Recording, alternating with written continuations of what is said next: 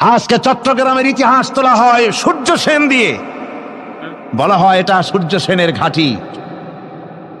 তার অনেক আগে সত্যেন সেন তার বিখ্যাত গ্রন্থ মহাবিদ্রোহ এবং মিখাইল এডওয়ার্ডসের লেখা ব্যাটল অব দ্য ইন্ডিয়ান্স এ বইয়ের ভেতরে তারা লিখেছেন 1857 সালের 18ই নভেম্বর এই প্যারেড ময়দান, এ ময়দানের নাম কি? প্যারেড ময়দান। 1857 সালের 18ই নভেম্বর 34 নম্বর বেঙ্গল রেজিমেন্টের পক্ষ থেকে হাবিলদার রজব আলী এই ময়দান থেকে ব্রিটিশ গভর্নমেন্টের বিরুদ্ধে বিদ্রোহ ঘোষণা করেছিলেন। এই ময়দান থেকে ব্রিটিশ গভর্নমেন্ট তাকে বাঁচতে দেয় নাই, ব্রিটিশ গভর্নমেন্ট তাকে শহীদ করেছে। আজকে হীনমন্যতার কারণে সূর্য সেনকে হাইলাইট করা হয়েছে আর শহীদ রজব আলীর নাম পর্যন্ত মুছে ফেলা হয়েছে। তাই আমি প্রস্তাব করতে চাই, অতীতে চট্টগ্রামের যেমন বিভিন্ন প্রস্তাব আমি করেছি, আজকের মাহফিলে ঠিক তেমন জাতীয় বীর, ইতিহাসে যার নাম স্বর্ণাক্ষরে লেখা থাকবে, সেই ভুলে যাওয়া ইতিহাসের স্রষ্টা শহীদ রজব আলীর নামে প্যারেড ময়দানের পরিবর্তে শহীদ রজব আলী গ্রাউন্ড অথবা শহীদ রজব আলী ময়দান রাখা হোক এই ময়দানের নাম। আপনারা রাজি আছেন? যে জাতি তার ইতিহাস ভুলে যায় সে জাতি তাদের নিজের অস্তিত্বকে রক্ষা করতে পারে না। আমি যুবক মুসলমানদের বলতে চাই, তোমরা মাইকেল মধুসূদন নিয়ে লাফালাফি করো, কিন্তু তোমরা মহাকবি কায়কোবাদের কথা ভুলে গেছো, তার কথা তোমাদের মনে নাই। তোমরা রবীন্দ্রনাথকে লাফালাফি করো, কিন্তু কাজী নজরুল ইসলামের কথা তোমরা ভুলে গিয়েছো। তোমরা সূর্য সেন নিয়ে গৌরব বোধ করো, অথচ হাবিলদার রজব আলী আর শহীদ তিতুমিরের কথা তোমরা ভুলে গিয়েছো। ঐতিহ্য স্মরণ রাখো। সে জাতি পৃথিবীতে টিকতে পারে না যে জাতি তার নিজের ইতিহাস ভুলে যায়। ইনফিরিয়রিটি কমপ্লেক্সে তোমাদের ভুগতে হবে না, তোমাদের ফিরে আসতে হবে কোন কাফের মুশরিকদের ইতিহাস সমৃদ্ধ করে তার উপরে মুসলমানেরা দাঁড়াবে না। মুসলমান নিজ শক্তিতে ইতিহাস সৃষ্টি করেছে। এদেশে ইতিহাস সৃষ্টি করেছে আলিমরা, এদেশের ইতিহাস সৃষ্টি করেছে পীর বুজুর্গরা। ব্রিটিশ গভর্নমেন্টের বিরুদ্ধে শুধু দাড়ি কামানো নেতারাই বিরোধিতা করে নাই। ফুরফুরার মুজাদ্দিদে জামান হযরত আবু বকর সিদ্দিকী আল কুরাইশি রাহমাতুল্লাহ আলাইহি তার মুরিদদেরকে বলতেন যে আমি ব্রিটিশ গভর্নমেন্টের বিরুদ্ধে কথা বলেছি, যদি তারা আমার এই কথা না মানে, তারা যদি আমাদের দেশের উপরে তাদের আইন কানুনিভাবে চালাতে থাকে, তো আমি অর্ডার করব সমস্ত মুরিদরা একত্রিত হয়ে ব্রিটিশ গভর্নমেন্টের বিরুদ্ধে লড়াইতে নামতে হবে। মৌলানা মোহাম্মদ আলী, মৌলানা শওকত আলী, মোহাম্মদ আলী জওহর, এভাবে স্বাধীনতার জন্য ওলামায়ে কেরাম এবং বুজুর্গানি দ্বীন তারা জীবন দিয়েছেন, শাহাদাত বরণ করেছেন। আপনারা মৌলানা জাফর থানেশ্বরীর নাম ভুলে গিয়েছেন। অনেক বিজাতি নাম মনে আছে, কিন্তু মৌলানা জাফর থানেশ্বরীর কথা জাতি ভুলে গিয়েছে। ব্রিটিশ গভর্নমেন্টের বিরুদ্ধে আন্দোলন করার কারণে তাকে ডান্ডা বেরি পরানো হয়েছে, পায়ে শিকল, কোমরে শিকল, গলায় শিকল, হাতে হ্যান্ডকাপ পরা। ব্রিটিশ গভর্নমেন্ট ওই হাইকোর্ট থেকে, ইন্ডিয়ান হাইকোর্ট থেকে তাকে শিকল দিয়া দড়ি দিয়া বেঁধে এতগুলি শিকল নিয়ে তাকে টেনে নিয়ে যাচ্ছে, আন্দামান দ্বীপপুঞ্জে পাঠাবে। রাস্তার দুই দিকে সব লোকেরা দাঁড়ানো, উনি হাঁটছেন, হেরে যাচ্ছেন বীর পুরুষের মতো। এদিক ওদিক তাকাতে তাকাতে হঠাৎ দেখেন ডান পাশে দাঁড়ানো তার স্ত্রী আর ছোট্ট দুটো বাচ্চা। স্ত্রী বলতেছে, স্বামী তুমি তো চলে যাচ্ছ, দ্বীপান্তরে তোমাকে দ্বীপে পাঠানো হচ্ছে, আমাকে তুমি কি বলে যাচ্ছ? মৌলানা আজাদি সংগ্রামের বীর সিপাহী, বীর মুজাহিদ মৌলানা জাফর থানেশ্বরী বলছেন, ও বেগম, আমি তোমাকে সেই কথাই বলবো যে কথা বলেছিলেন হযরত ইব্রাহিম আলাইহিস সালাম হযরত হাজরা আর ইসমাইলকে। হযরতে হাজরা এবং ইসমাইলকে ইব্রাহিম আলাইহিস সালাম যে আল্লাহর কাছে রেখে গিয়েছিলেন, তুমি আমার স্ত্রীরা, আমার এই কচি সন্তানকে আমি সেই আল্লাহর কাছে হেফাজত করে গেলাম। সুতরাং মুসলমানের ইতিহাস স্বর্ণোজ্জ্বল, ইতিহাস সমৃদ্ধ। খপ্পরে পড়ো না, ইনফিরিয়রিটি কমপ্লেক্সে ভুগো না, ফিরে আসো ইসলামের দিকে, দ্বীনের দিকে, ইমানের দিকে। তাহলেই আমরা মুক্তি পাবো, নাজাত পাবো, আমরা আমাদের স্বাধীনতা সার্বভৌমত্বের হেফাজত করতে পারবো।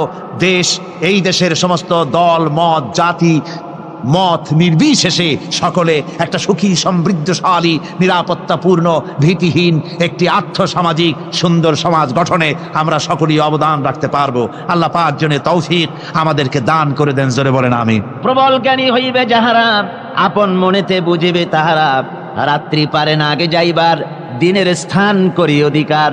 চন্দ্র বাঁধে না সূর্যের গায়েতে, সূর্য পারে না চন্দ্রকে ধরিতে, যার যে স্থান বহল রাখিয়া ভ্রমণ করিছে খোদাকে ডরিয়া। সুবহানাল্লাহ বিহামদিহি। ইলা আজালিম মুসাম্মা, একটা নির্দিষ্ট সময় সীমা পর্যন্ত আপন আপন কক্ষপথে সব ছুটবে আর ছুটবে, কারো সঙ্গে কারো সংঘর্ষ হবে না, যেরকম সুবহানাল্লাহ। এরপরে ওই মহাশূন্যে অসংখ্য তারকারাজি আল্লাহ সৃষ্টি করে রেখেছেন। এত সুন্দর সুন্দর তারকা আল্লাহ বানিয়েছেন। আল্লাহ রাব্বুল আলামিন বলেন, ওয়ালাকাদ যায়্যানাস সামাআদ দুনিয়া বিমাসাবিহা ওয়া জাআলনাহা রুজুমান লিশ-শায়াতিন। এই দুনিয়ার আকাশখানিকে তারকা প্রদীপ দিয়া সাজায় রেখেছি মনের মতন, দেখো তুমি তাকাইয়া। কি সুন্দর করে তারকাগুলি বানিয়ে রাখলাম, তাকিয়ে দেখো। বিজ্ঞানীরা বলেছেন এমন এমন অনেক তারকা আছে যা আমরা চোখে দেখি না, খালি চোখে ধরা পড়ে না। ওই তারকা এত ঊর্ধ্বে, ওই তারকা যেদিন তৈরি করা হয়েছে সেদিন থেকে নিয়ে আজ পর্যন্ত ওই তারকাগুলির আলো পৃথিবীর মাটি স্পর্শ করে নাই। সুবহানাল্লাহ। অথচ আলোর গতি হচ্ছে প্রতি সেকেন্ডে 1,86,000 মাইল। এই এর সেকেন্ড আপনার একে বলা হয় লাইট ইয়ার, আলোকবর্ষ। এই হিসাবের সেকেন্ড, এই হিসাবের মিনিট, এই হিসাবের সপ্তাহ, মাস এবং বর্ষ, এরকম অসংখ্য লাইট ইয়ার আলোকবর্ষ চলে গিয়েছে, আজও পর্যন্ত সেই তারকার আলো পৃথিবীর মাটি স্পর্শ করে নাই।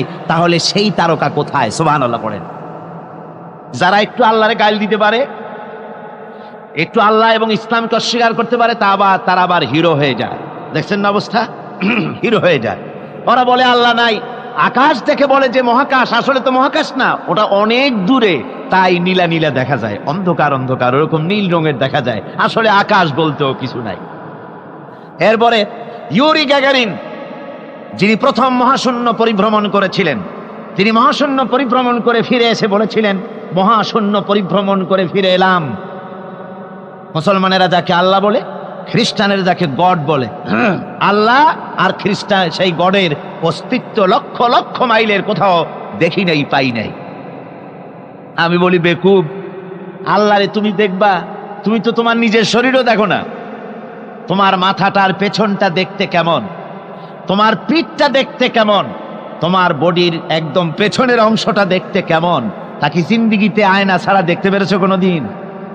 নিজের শরীরই দেখতে পাও না, আর শরীরের স্রষ্টা মহান আল্লাহকে দেখতে চাও, দারুণ দুঃসাহস পোষণ করতেছ।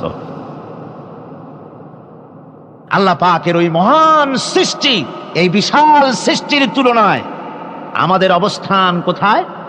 আমাদের অবস্থান হচ্ছে মহাসমুদ্রের ভিতরে কাগজ দিয়ে নৌকা বানায়া যদি ছেড়ে দেওয়া যায়, তো মহাসমুদ্রে কাগজের নৌকাটার যে অবস্থা, এই আল্লাহর মহাবিশ্বে মহাশূন্যের ভেতরে স্পেস, মহাশূন্য আল্লাহর মহাসৃষ্টি, এর ভেতরে আমাদের অবস্থানও আটলান্টিক মহাসাগরে কাগজের নৌকাটা যেমন, আমাদের পৃথিবীর অবস্থাটা তেমন। সুবহানাল্লাহ। আল্লাহ কত বিরাট! সুবহানাল্লাহ।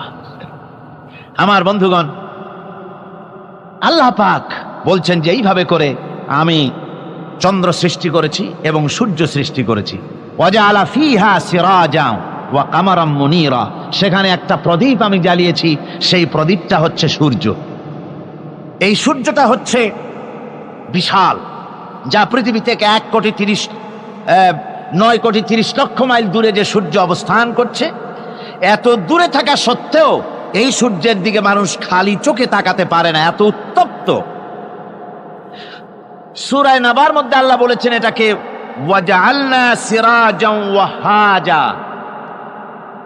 উত্তপ্ত, অতি উজ্জ্বল, অতি উত্তপ্ত প্রদীপ এই সূর্যটাকে আল্লাহ বলেছেন। তার তাপ এত বেশি যে পৃথিবীর কোনো কোনো জায়গায় সূর্যের তাপ 140 ডিগ্রি ফারেনহাইট পর্যন্ত উঠে যায়, এত তাপ হয়। তো এই সূর্যের দিকে মানুষ যদি খালি চোখে তাকায় তাহলে তার চোখের দৃষ্টিশক্তি বিনষ্ট হয়ে যাওয়ার সম্ভাবনা থাকে।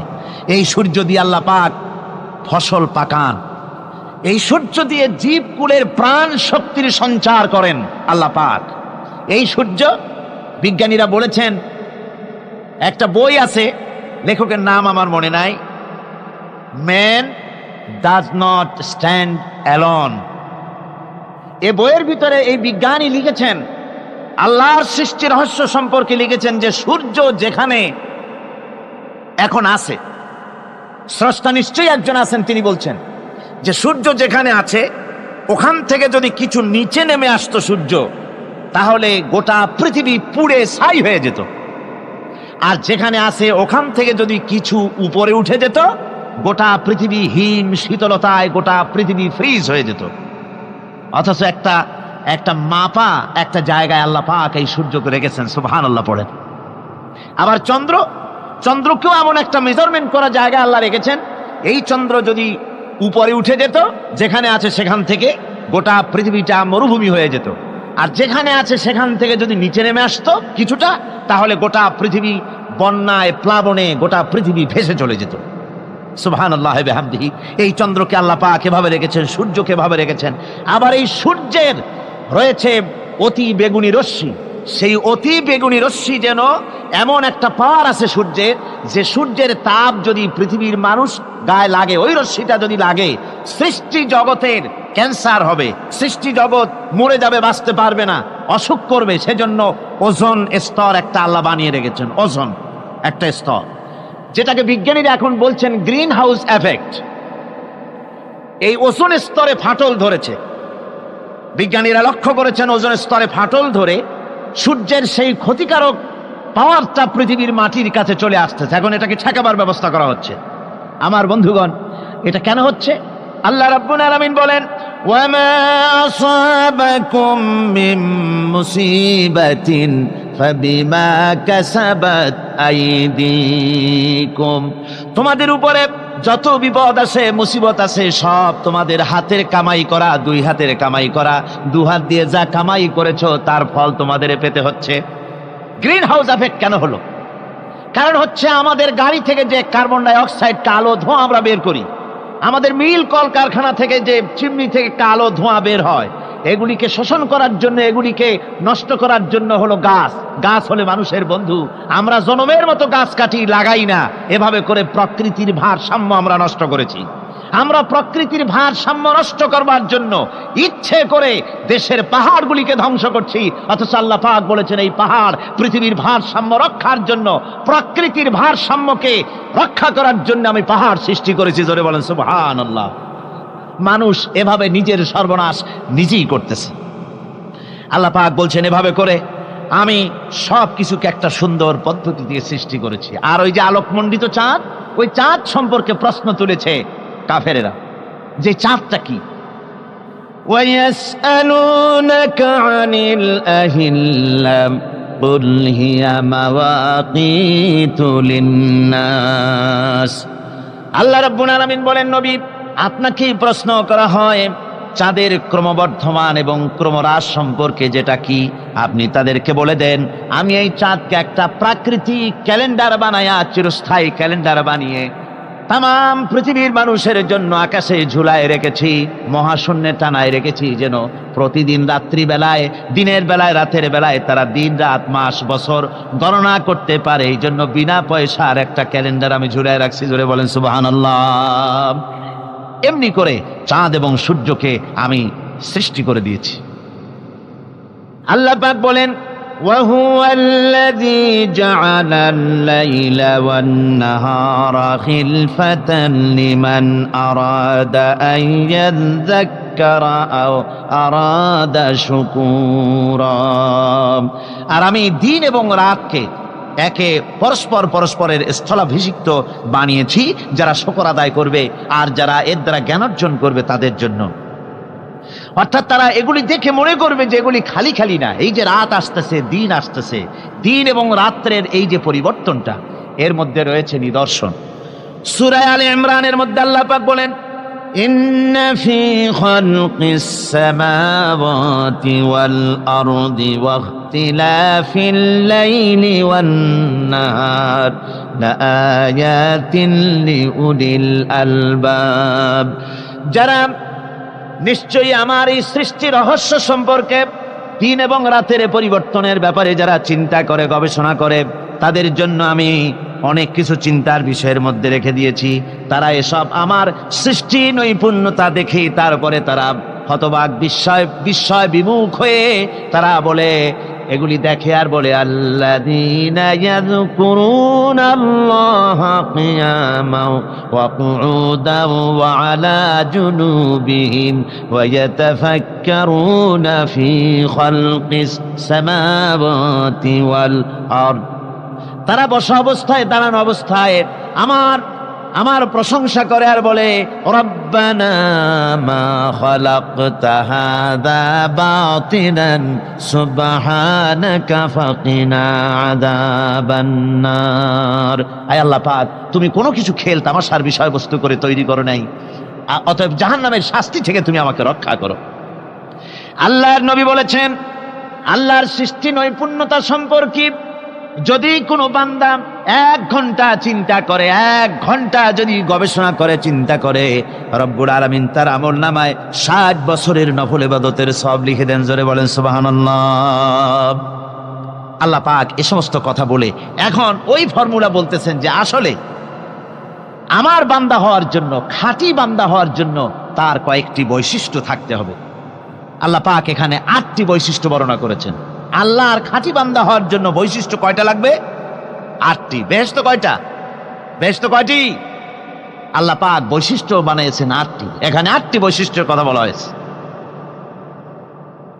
মহান আল্লাহ রাব্বুল আলামিন বলেন, ওয়াইবাদুর রাহমানিল্লাযীনা ইয়ামশুনা আলাল আরদি হাওনা ওয়া ইযা খাতাবাহুমুল জাহিলুন وَإِذَا خَاطَبَهُمُ الْجَاهِلُونَ قَالُوا سَلَامًا। রহমানের খাঁটি বান্দা তারা, রহমানের আসল বান্দা তারা যারা নাকি জমিনের উপর থেকে যখন হাঁটে খুব বিনয় বিনম্রতার সাথে তারা চলে। ওয়াইদা খাতাবাহুমুল জাহিলুন, আর যখন জাহিলরা তাদের সঙ্গে কথাবার্তা বলতে আসে তখন তারা তাদেরকে বলে, তোমাদের প্রতি সালাম, এই বলে তারা চলে যায়। অর্থাৎ এই 8টি বৈশিষ্ট্যের প্রথম বৈশিষ্ট্য ধরা হয়েছে চালচলনকে। ইমানদার খাঁটি বান্দা যারা, তাদের চালচলন সম্পর্কে প্রথম বৈশিষ্ট্য ধরা হয়েছে। তার মানে হচ্ছে নির্লজ্জ, স্বৈরাচার, মাস্তান, গুন্ডা, বদমাশ, অত্যাচারী, এদের চালচলন এক ধরনের। আবার অন্যদিকে ব্যক্তিত্ব সম্পন্ন, মর্যাদাবান, এরপরে শিক্ষিত, ভদ্র, মার্জিত, তাদের চালচলন ভিন্ন ধরনের। এই 2 শ্রেণীর চালচলন কি একরকম হয় নাকি? একরকম হয় না। তার কারণ হচ্ছে ব্যক্তির চালচলনের মাঝেই তার অবস্থাটা বোঝা যায় যে আসলে লোকটি কেমন। আল্লাহ রাব্বুল আলামিন এ কথার দ্বারা এটা প্রমাণ করতে চান যে মোমেন বান্দা যারা হবে, আল্লাহর খাঁটি বান্দা যারা হবে, তাদের পরিচয় দেওয়া লাগবে না। তাদের চালচলন দেখে, তাদের হাঁটা দেখে, তাদের চলা দেখে, তাদের বলা দেখে, তাদের আচরণ দেখে লোকেরা বুঝতে পারবে যে ইনি হচ্ছেন আল্লাহর একজন খাঁটি বান্দা, একজন মোমেন ব্যক্তি, এ কথা বুঝতে পারবে। আর সে ব্যক্তি জমিনের উপরে চলবে খুবই বিনম্র ভাবে। কোরআনে কারিমে অন্য জায়গায় আল্লাহ রাব্বুল আলামিন বলেছেন, ওয়ালা তামশি ফিল আরদি মারহান ইন্নাকা লান তাখরিকাল আরদা ওয়া লান তাবলুগাল জিবালা তুলা। আমার জমিনের উপরে অহংকারের পদবরে হেঁটো না, আমার জমিনের উপরে অহংকার করে জমিনের উপরে হেঁটো না। তুমি জমিনের উপরে অহংকার করে হেঁটে পদাঘাত দিয়ে আমার এই জমিনকে ফাটায় দিতে পারবে না, আর তুমি লাভ দিয়ে আমার আকাশে, আমার পাহাড়ের উচ্চতাও তুমি ছাড়িয়ে যেতে পারবে না। অহংকার করে কেউ কি পায়ের আঘাত দিয়ে জমিনটাকে ফাটায় দিতে পারে? কি বলেন, পারবে? আর অহংকার করে লাভ দিয়ে পাহাড়ের উচ্চতাও কি কেউ ছাড়িয়ে যেতে পারবে? পারবে না। সুতরাং অহংকার, মোমেন ব্যক্তি যারা, তারা অহংকার করতে পারে না। অহংকার মোমেনের স্বভাব নয়, অহংকার করতে পারে কেবলমাত্র আল্লাহ রাব্বুল আলামিন। অহংকার হচ্ছে আল্লাহ পাকের ইজাত। অহংকার কি করতে পারেন? আল্লাহ পাক করতে পারেন। মানুষের অহংকার শোভা পায় না। মানুষ, তোমার আবার অহংকার কিসের? এক ফোঁটা নাপাক পানি দিয়ে যার জন্মের উৎস, এমন নাপাক পানি যা শরীর থেকে নির্গত হলে পরে গোসল করা ফরজ হয়ে যায়, এমন এক ফোঁটা নাপাক পানি যার জন্মের উৎস, তার অহংকার কিসের? অহংকার করবেন আল্লাহ রাব্বুল আলামিন। হাদিসে কুদসির ভিতরে এসেছে, আল্লাহ পাক বলেছেন, যে ব্যক্তি অহংকার করে সেজন্য আমার চাদর নিয়ে টানাটানি করে। জোরে কর নাউযুবিল্লাহি মিন যালিক। সুতরাং মুমিন বান্দা যিনি হবেন, আল্লাহর খাঁটি বান্দা, রহমানের খাঁটি বান্দা, সে ব্যক্তি কখনো জমিনের উপর অহংকারের সাথে চলাফেরা করবে না, বরং তার চাল চলন হবে অত্যন্ত বিনম্র। আর কি? আর হলো জাহিলদের সঙ্গে সে কোনো বিতর্কে লিপ্ত হবে না। জাহিলরা গালাগালি দেবে, গালাগালির জবাবে সে গালাগালি দেবে না। জাহিলরা অত্যাচার করবে, অত্যাচারের জবাবে সে অত্যাচার করবে না, বরং তাদেরকে দেখলে, তারা অত্যাচার করতে আসলে, তারা গালাগালি দিলে তাদের জবাবে ইদফা বিল্লাতি হিয়া আহসান, তাদের জবাবে তাদেরকে সালাম দিয়ে সেখান থেকে তারা কেটে পড়বে। সূরা কাসাসে অন্য জায়গায় আল্লাহ রাব্বুল আলামিন এ কথা আবার এভাবে বলতেছেন, ওয়াইজা সামিউল লাগবা আ'রাদু আনহু ওয়া ক্বালু লানা আ'মালুনা ওয়া লাকুম আ'মালুকুম সালামুন আলাইকুম লা নাবতাগিল জাহিলিন।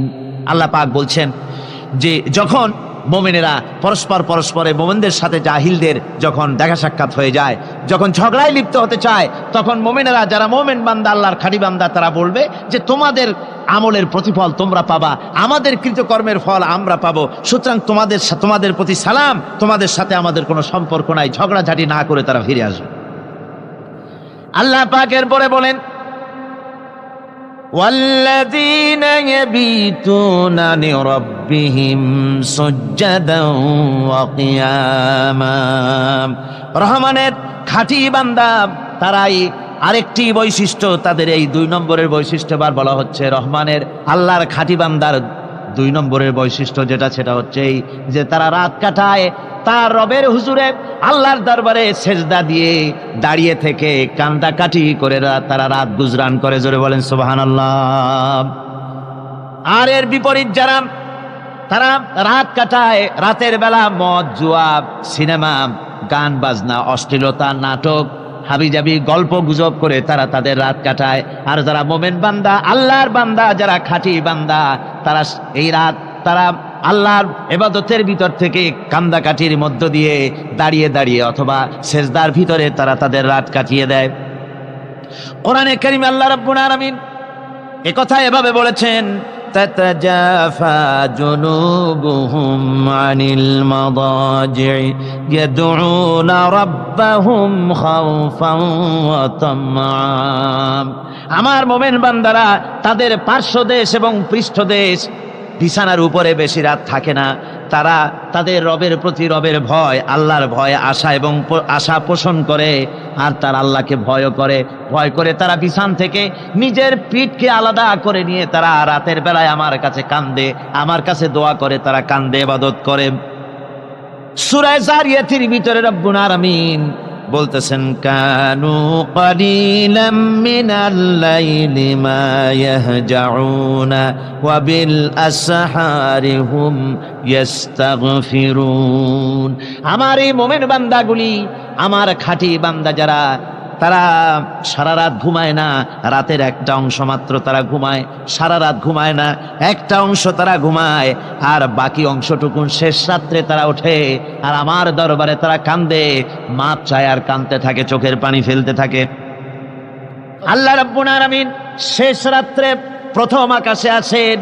হাদিস শরীফে এসেছে, প্রথম আকাশে আল্লাহ রাব্বুল আলামিন এসে দুনিয়ার মানুষকে ডাকেন, কে আছো? গুনাহ করে জীবন বোঝাই করে ফেলেছো, নাফরমানি করেছো, গুনাহ করেছো, অথবা বিপদে পড়েছো, ঋণগ্রস্ত হয়ে পড়েছো, অসুবিধায় পড়েছো, মামলা মকদ্দমায় পড়েছো, আমার কাছে মাপ চাও, আমার কাছে সাহায্য চাও।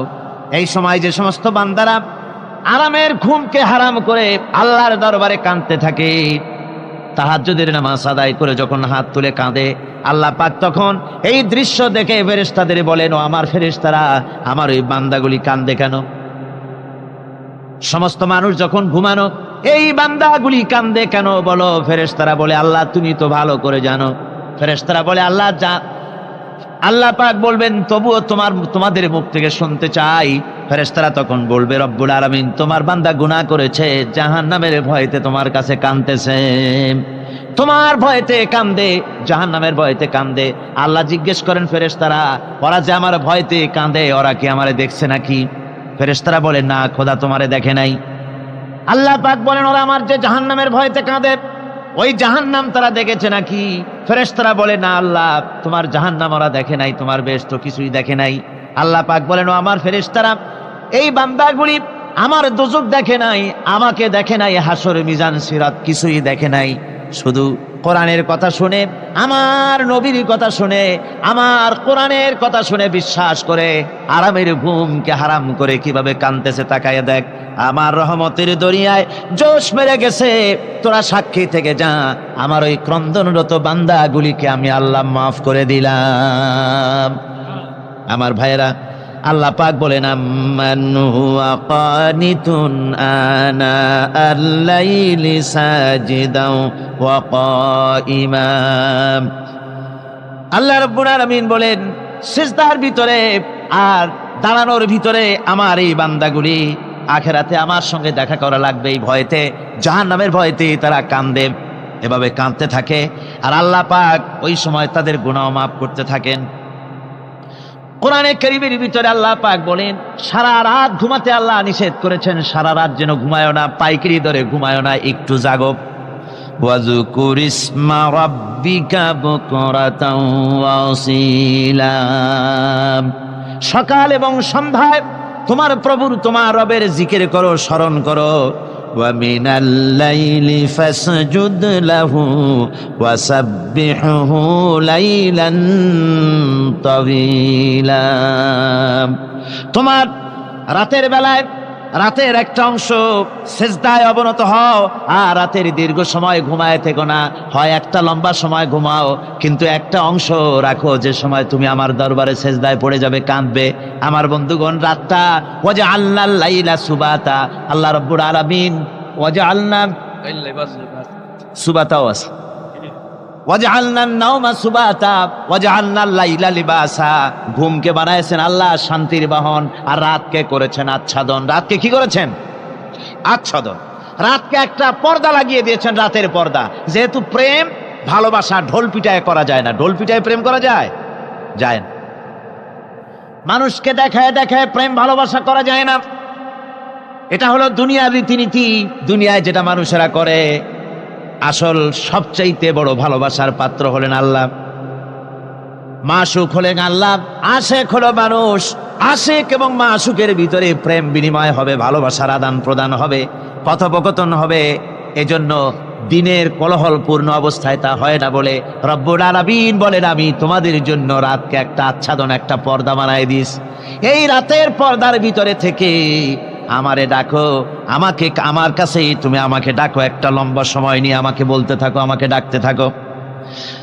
আল্লাহ পাক তার নবীকেও বলেছেন, ইয়া আইয়ুহাল মুযাম্মিলু কুমিল লাইলা ইল্লা কালিলা। হে চাদর আচ্ছাদিত ব্যক্তি, রাত্রিকালে সালাতে দণ্ডায়মান থাকো, কিন্তু কম।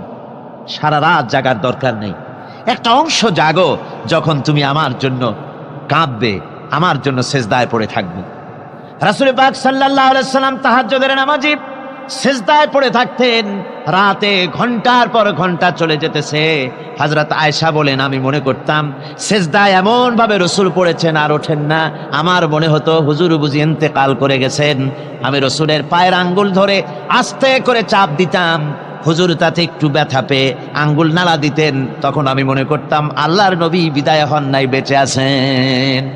আবার কখনো দাঁড়িয়ে দাঁড়িয়ে নামাজের ভিতরে তেলাওয়াত করতে করতে রাত শেষ হয়ে যেত। আমার মনে হতো এই দাঁড়ানো থেকে হুজুর বুঝি আর রুকুতে যাবেন না। আবার যখন রুকুতে যেতেন মনে হতো এই রুকু থেকে আর বুঝি সেজদায় যাবেন না। আবার যখন সেজদায় যেতেন মনে হতো এই সেজদা থেকে রাসূল বুঝি আর উঠবেন না। সুবহানাল্লাহ বিহামদিহি। সাহাবায়ে কেরাম জিজ্ঞেস করতেন, হে রাসূল, হযরত আয়েশা জিজ্ঞেস করে, হে রাসূল, আপনি এত কাঁদেন কেন, এত ইবাদত করেন, এত রাত জাগেন? হযরত আয়েশা বলেছেন, আল্লাহর নবী দাঁড়িয়ে দাঁড়িয়ে তেলাওয়াত করতে করতে, দাঁড়িয়ে দাঁড়িয়ে নামাজ পড়তে পড়তে পাও মোবারক, কদম মোবারক এমন ভাবে ফুলে যেত সকালবেলায় জুতার মধ্যে পাও ঢুকতো না। সুবহানাল্লাহ বিহামদিহি। এইভাবে রাসূল পাক কষ্ট করতেন। জিজ্ঞাসা করতে এত ইবাদত কেন করেন?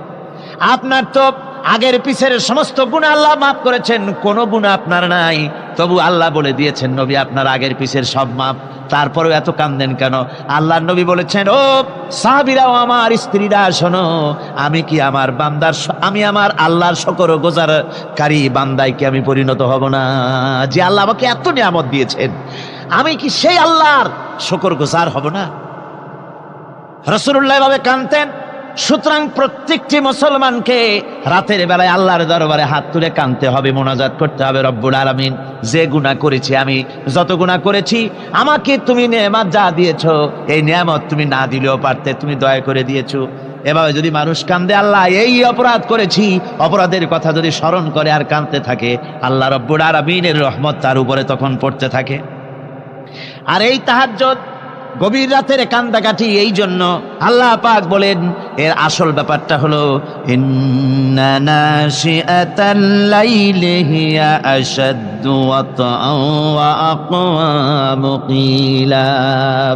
আসল ব্যাপার হলো এই প্রকৃতপক্ষে রাতের বেলায় যে নামাজটা হয়, শয্যা ত্যাগ করে মানুষ যে নামাজ পড়তে দাঁড়ায়, এতে করে তার আত্মসংযমের ট্রেনিং হয়ে যায়, আল্লাহর সঙ্গে মহব্বত কায়েম হয়ে যায়। ইসলামী আন্দোলনের বিজয়ের জন্য কর্মীদের এটা সবচাইতে বড় ওষুধ। শুধু হরতালের প্রোগ্রাম দিয়া, শুধু মিছিলের প্রোগ্রাম দিয়া ইসলামী আন্দোলন বিজয় কোনো কালে হয় নাই আর হবেও না। এজন্য আন্দোলন যারা করে তাদেরকে গভীর রাত্রে উঠতে হয়, নফল রোজা রাখতে হয়, আর গভীর রাত্রে তেলাওয়াত করতে হয়, কাঁদতে হয় আল্লাহর কাছে, তা না হলে আন্দোলনের বিজয় হওয়া সম্ভব নয়। আমার বন্ধুগণ, আমরা জেনেছি ইতিহাসে আছে সাহাবায়ে কেরামদের সঙ্গে রোমকদের লড়াই হতেছে। রোমক সৈন্যরা যুদ্ধে জিততে পারতেছে না কিছুতেই। এরপরে তারা গোয়েন্দা বিভাগের লোক পাঠায় দিল, এদের সঙ্গে জিততে পারি না কেন, একটু খুঁজে দেখে আসো রাত্রে এরা করেটা কি। গোয়েন্দা বিভাগের লোক সারা রাত ঘুরে ঘুরে তারপরে এসে রিপোর্ট করলো। এরপরে এসে তাদের প্রধানের কাছে রিপোর্ট করলো, আমরা যে যার কাছে গিয়েছিলাম দেখে এলাম, হুম হুম বিল্লাইলি রাহবানুন ওয়া বিন্নাহারি ফুরসানুন, আমরা দেখে এলাম যাদেরকে দিনের বেলায় প্রচন্ড শক্তিশালী বীর যোদ্ধা রূপে যাকে যুদ্ধ করতে দেখেছি ময়দানে, রাতের বেলায় দেখলাম গিয়া একেবারে নিতান্ত ফকিরের মতো, কেউ তো সেজদায় পড়ে কাঁদতেছে, কেউ আবার তেলাওয়াত করতেছে, চোখ দিয়া পানি পড়তেছে, আবার কেউ নামাজ পড়তেছে, আবার কেউ হাত তুলে রেখেছে তাদের প্রভুর দরবারে, চোখের পানিতে তাদের চোখ বুক ভেসে যেতেছে। সারাটা রাত তেলাওয়াত আর সেজদা আর নামাজের মধ্যে তারা এভাবে কাটিয়ে দিয়েছে। সেনাপতি এই রিপোর্ট শোনার পরে বললেন, ও গোয়েন্দা বিভাগের লোকেরা, আমার রোমক সৈন্যরা শোনো, যে জাতির নৈতিক মান এত উচ্চে, ওই জাতির সঙ্গে যুদ্ধ করা মানে আমাদের আত্মহত্যা করার শামিল। এদের সাথে কিছুতেই আমাদের পক্ষে পারা সম্ভব না। হ্যাঁ, এদের সাথে পারা যাবে যদি এই সম্পর্ক নষ্ট করে দেওয়া যায়। আল্লাহর সাথে তাদের এই গভীর সম্পর্ক যেটা আছে, এই সম্পর্ক নষ্ট করে দিতে হবে, তাহলেই কেবলমাত্র সম্ভব হবে। এদের নৈতিক চরিত্র ধ্বংস করার জন্য প্রচেষ্টা চালাও, তাহলে হয়তো আমরা কামিয়াব হতে পারবো। আমার বন্ধুগণ, এই জন্য গভীর রাত্রে যারা ইমানদার ব্যক্তি, তাদের জন্য গভীর রাত্রে জাগার একটা ব্যবস্থা আল্লাহ পাক বলেছেন। ইমানদার ব্যক্তিদের জন্য এটা হলো 2 নম্বরের বৈশিষ্ট্য। والذين يقولون ربنا اصرف عنا عذاب جهنم إن عذابها كان غراما। রহমানের বান্দার, খাঁটি বান্দার 3 নম্বরের বৈশিষ্ট্য হচ্ছে তারা আল্লাহ রব্বুল আলামিনের দরবারে হাত তুলে ফরিয়াদ জানায়, আল্লাহর কাছে মোনাজাত করে, আল্লাহ রব্বুল আলামিনকে বলে, আয় আল্লাহ, হে আমার প্রভু, আয় আমার রব, জাহান্নামের আগুন থেকে দয়া করে আমারে বাঁচাও। জোরে বলেন আমিন, জোরে বলেন আমিন। জাহান্নামের বর্ণনা আমরা এই মাহফিলে করেছি, করি নাই? মনে আছে? দারুণ কঠিন জায়গা, অত্যন্ত কঠিন জায়গা, মারাত্মক জায়গা জাহান্নাম।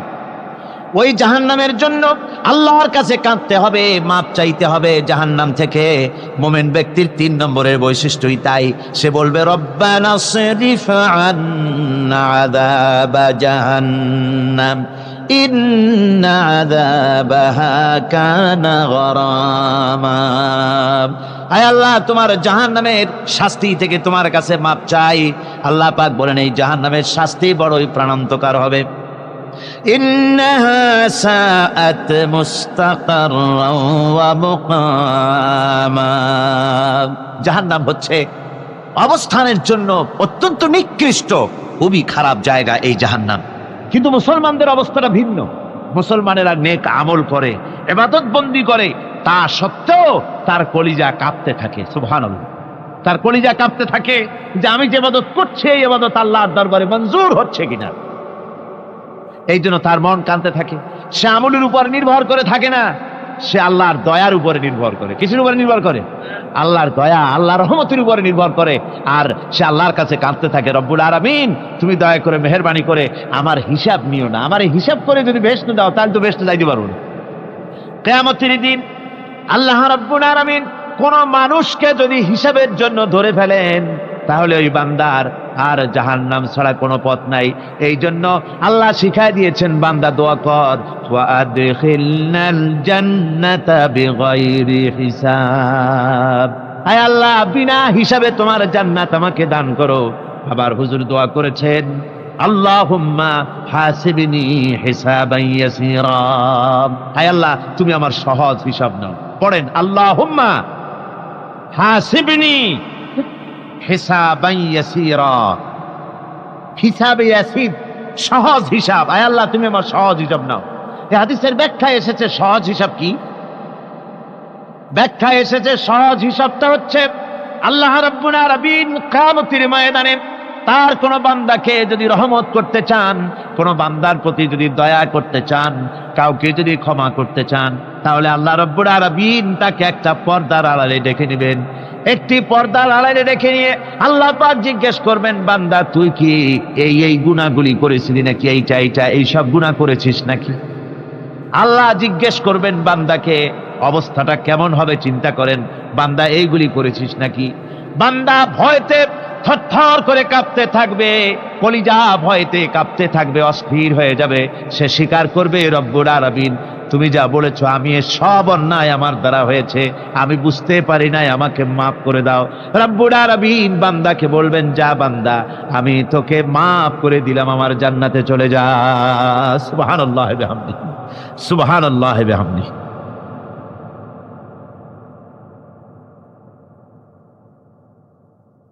সুতরাং জাহান্নামের শাস্তি থেকে সব সময়ের জন্য আল্লাহর কাছে মাফ চাইতে হবে।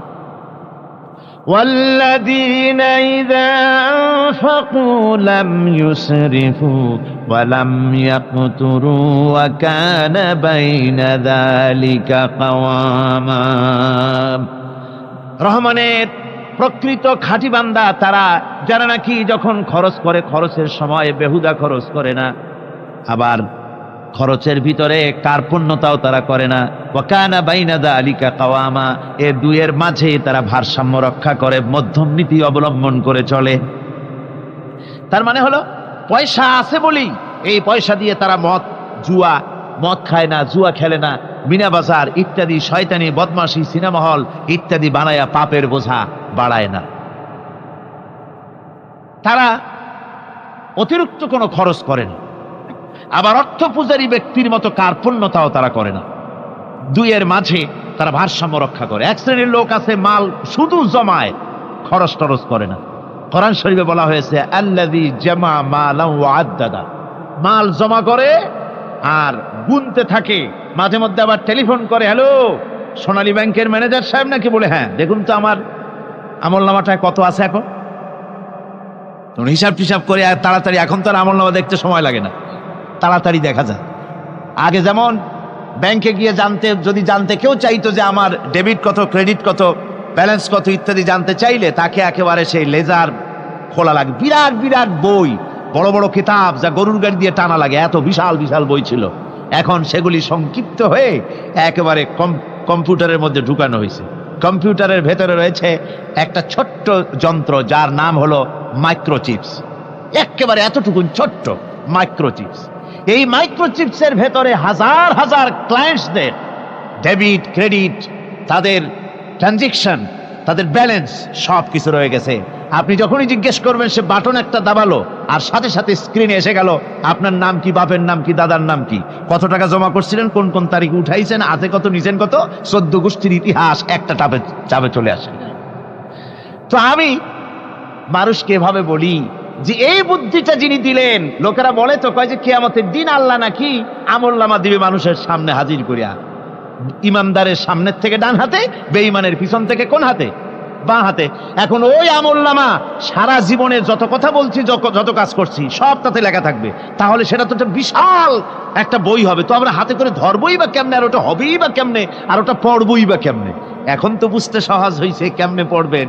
মানুষের মাথায় যদি এই বুদ্ধি আসে, একটা ছোট্ট মাইক্রোচিপসের ভেতরে যদি হাজার হাজার ক্লায়েন্টসদের কোটি কোটি শত শত সহস্র কোটি একটা মাইক্রোচিপসের ভিতরে ঢুকানো যায়, তাহলে এই বুদ্ধি যিনি দিলেন তিনি বুঝি এর চাইতেও ছোট্ট বইয়ের মধ্যে আপনার আমলনামা উঠাইতে পারবে না নাকি? যারা বলেন পারবে কিনা? নিশ্চয়ই পারবেন, হাজার বার পারবেন। বন্ধুগণ, সুতরাং এরা মাল জমা করে আর গোনে, জিজ্ঞেস করে ম্যানেজার সাহেব কত হয়েছে, বলে যে এত লক্ষ এত, তখন আবার চিন্তা হয় যে আরো কত টাকা জমাইতে পারলে কোটি হয়, তারপরে আরো 200 কোটি হয়, এভাবে তারা জমাইতে থাকে, খরচ করে না। তো এ ব্যাপারে সন্তানদের জন্য খরচ যেটা লাগে সেটা স্ত্রী, পুত্র, সন্তান, আত্মীয় স্বজন যে আছে যা, তাদের জন্য যে পরিমাণ খরচ করা লাগে তা যদি না করে তাহলে এটা হচ্ছে বখিলি। আর খরচ করতে গিয়ে যদি বেশি করে তাহলে সেটা হচ্ছে বেহুদা খরচ। এখন এই বেহুদা খরচ থেকে আমাদেরকে বাঁচতে বলা হয়েছে। বিষয়টা হচ্ছে নিজের আত্মীয় স্বজন, সন্তান সন্ততির জন্য খরচ করতে হবে যা লাগে তাই।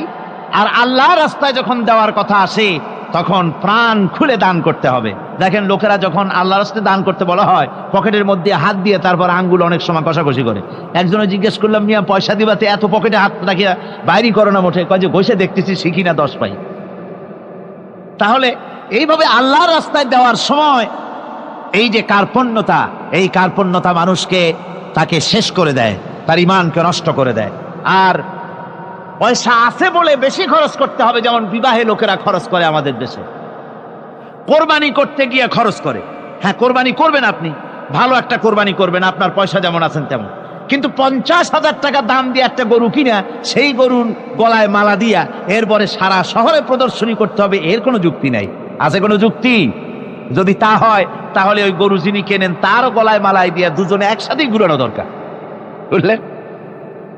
আমার বন্ধুগণ, আপনি কোরবানি করবেন, কোরবানি আপনার 10,000 টাকায় হয়ে যেতে পারে, 15,000 টাকায় হয়ে যেতে পারে। বাকি টাকাগুলি আল্লাহর রাস্তায় খয়রাত করে দেন।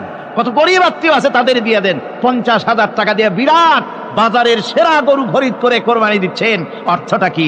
মানুষকে দেখাচ্ছেন আল্লাহর দরবারের গোশত যাবে না, চামড়া যাবে না, রক্ত যাবে না, যাবে আপনার নিয়ত। কি যাবে? নিয়ত। সুতরাং আল্লাহ রাস্তায় যখন খরচ করবেন সেই খরচ করার ব্যাপারে তখনও নিয়তটা দেখতে হবে। হালাল পথে খরচ করতে গেলেও নিয়তটা দেখতে হবে, এবং তখনও বেহুদা খরচ করা যাবে না। বিবাহে যেভাবে খরচ আজকাল করে মানুষেরা, হুজুর সাল্লাল্লাহু আলাইহি ওয়াসাল্লাম বলেছেন যে বিবাহে যত খরচ কম সেই বিবাহ তত বরকতপূর্ণ। আর আমরা মনে করি বিবাহে যত বেশি খরচ বাড়ানো যায় ততই এটা বেশি শানদার হবে। উল্টা চিন্তা করছি।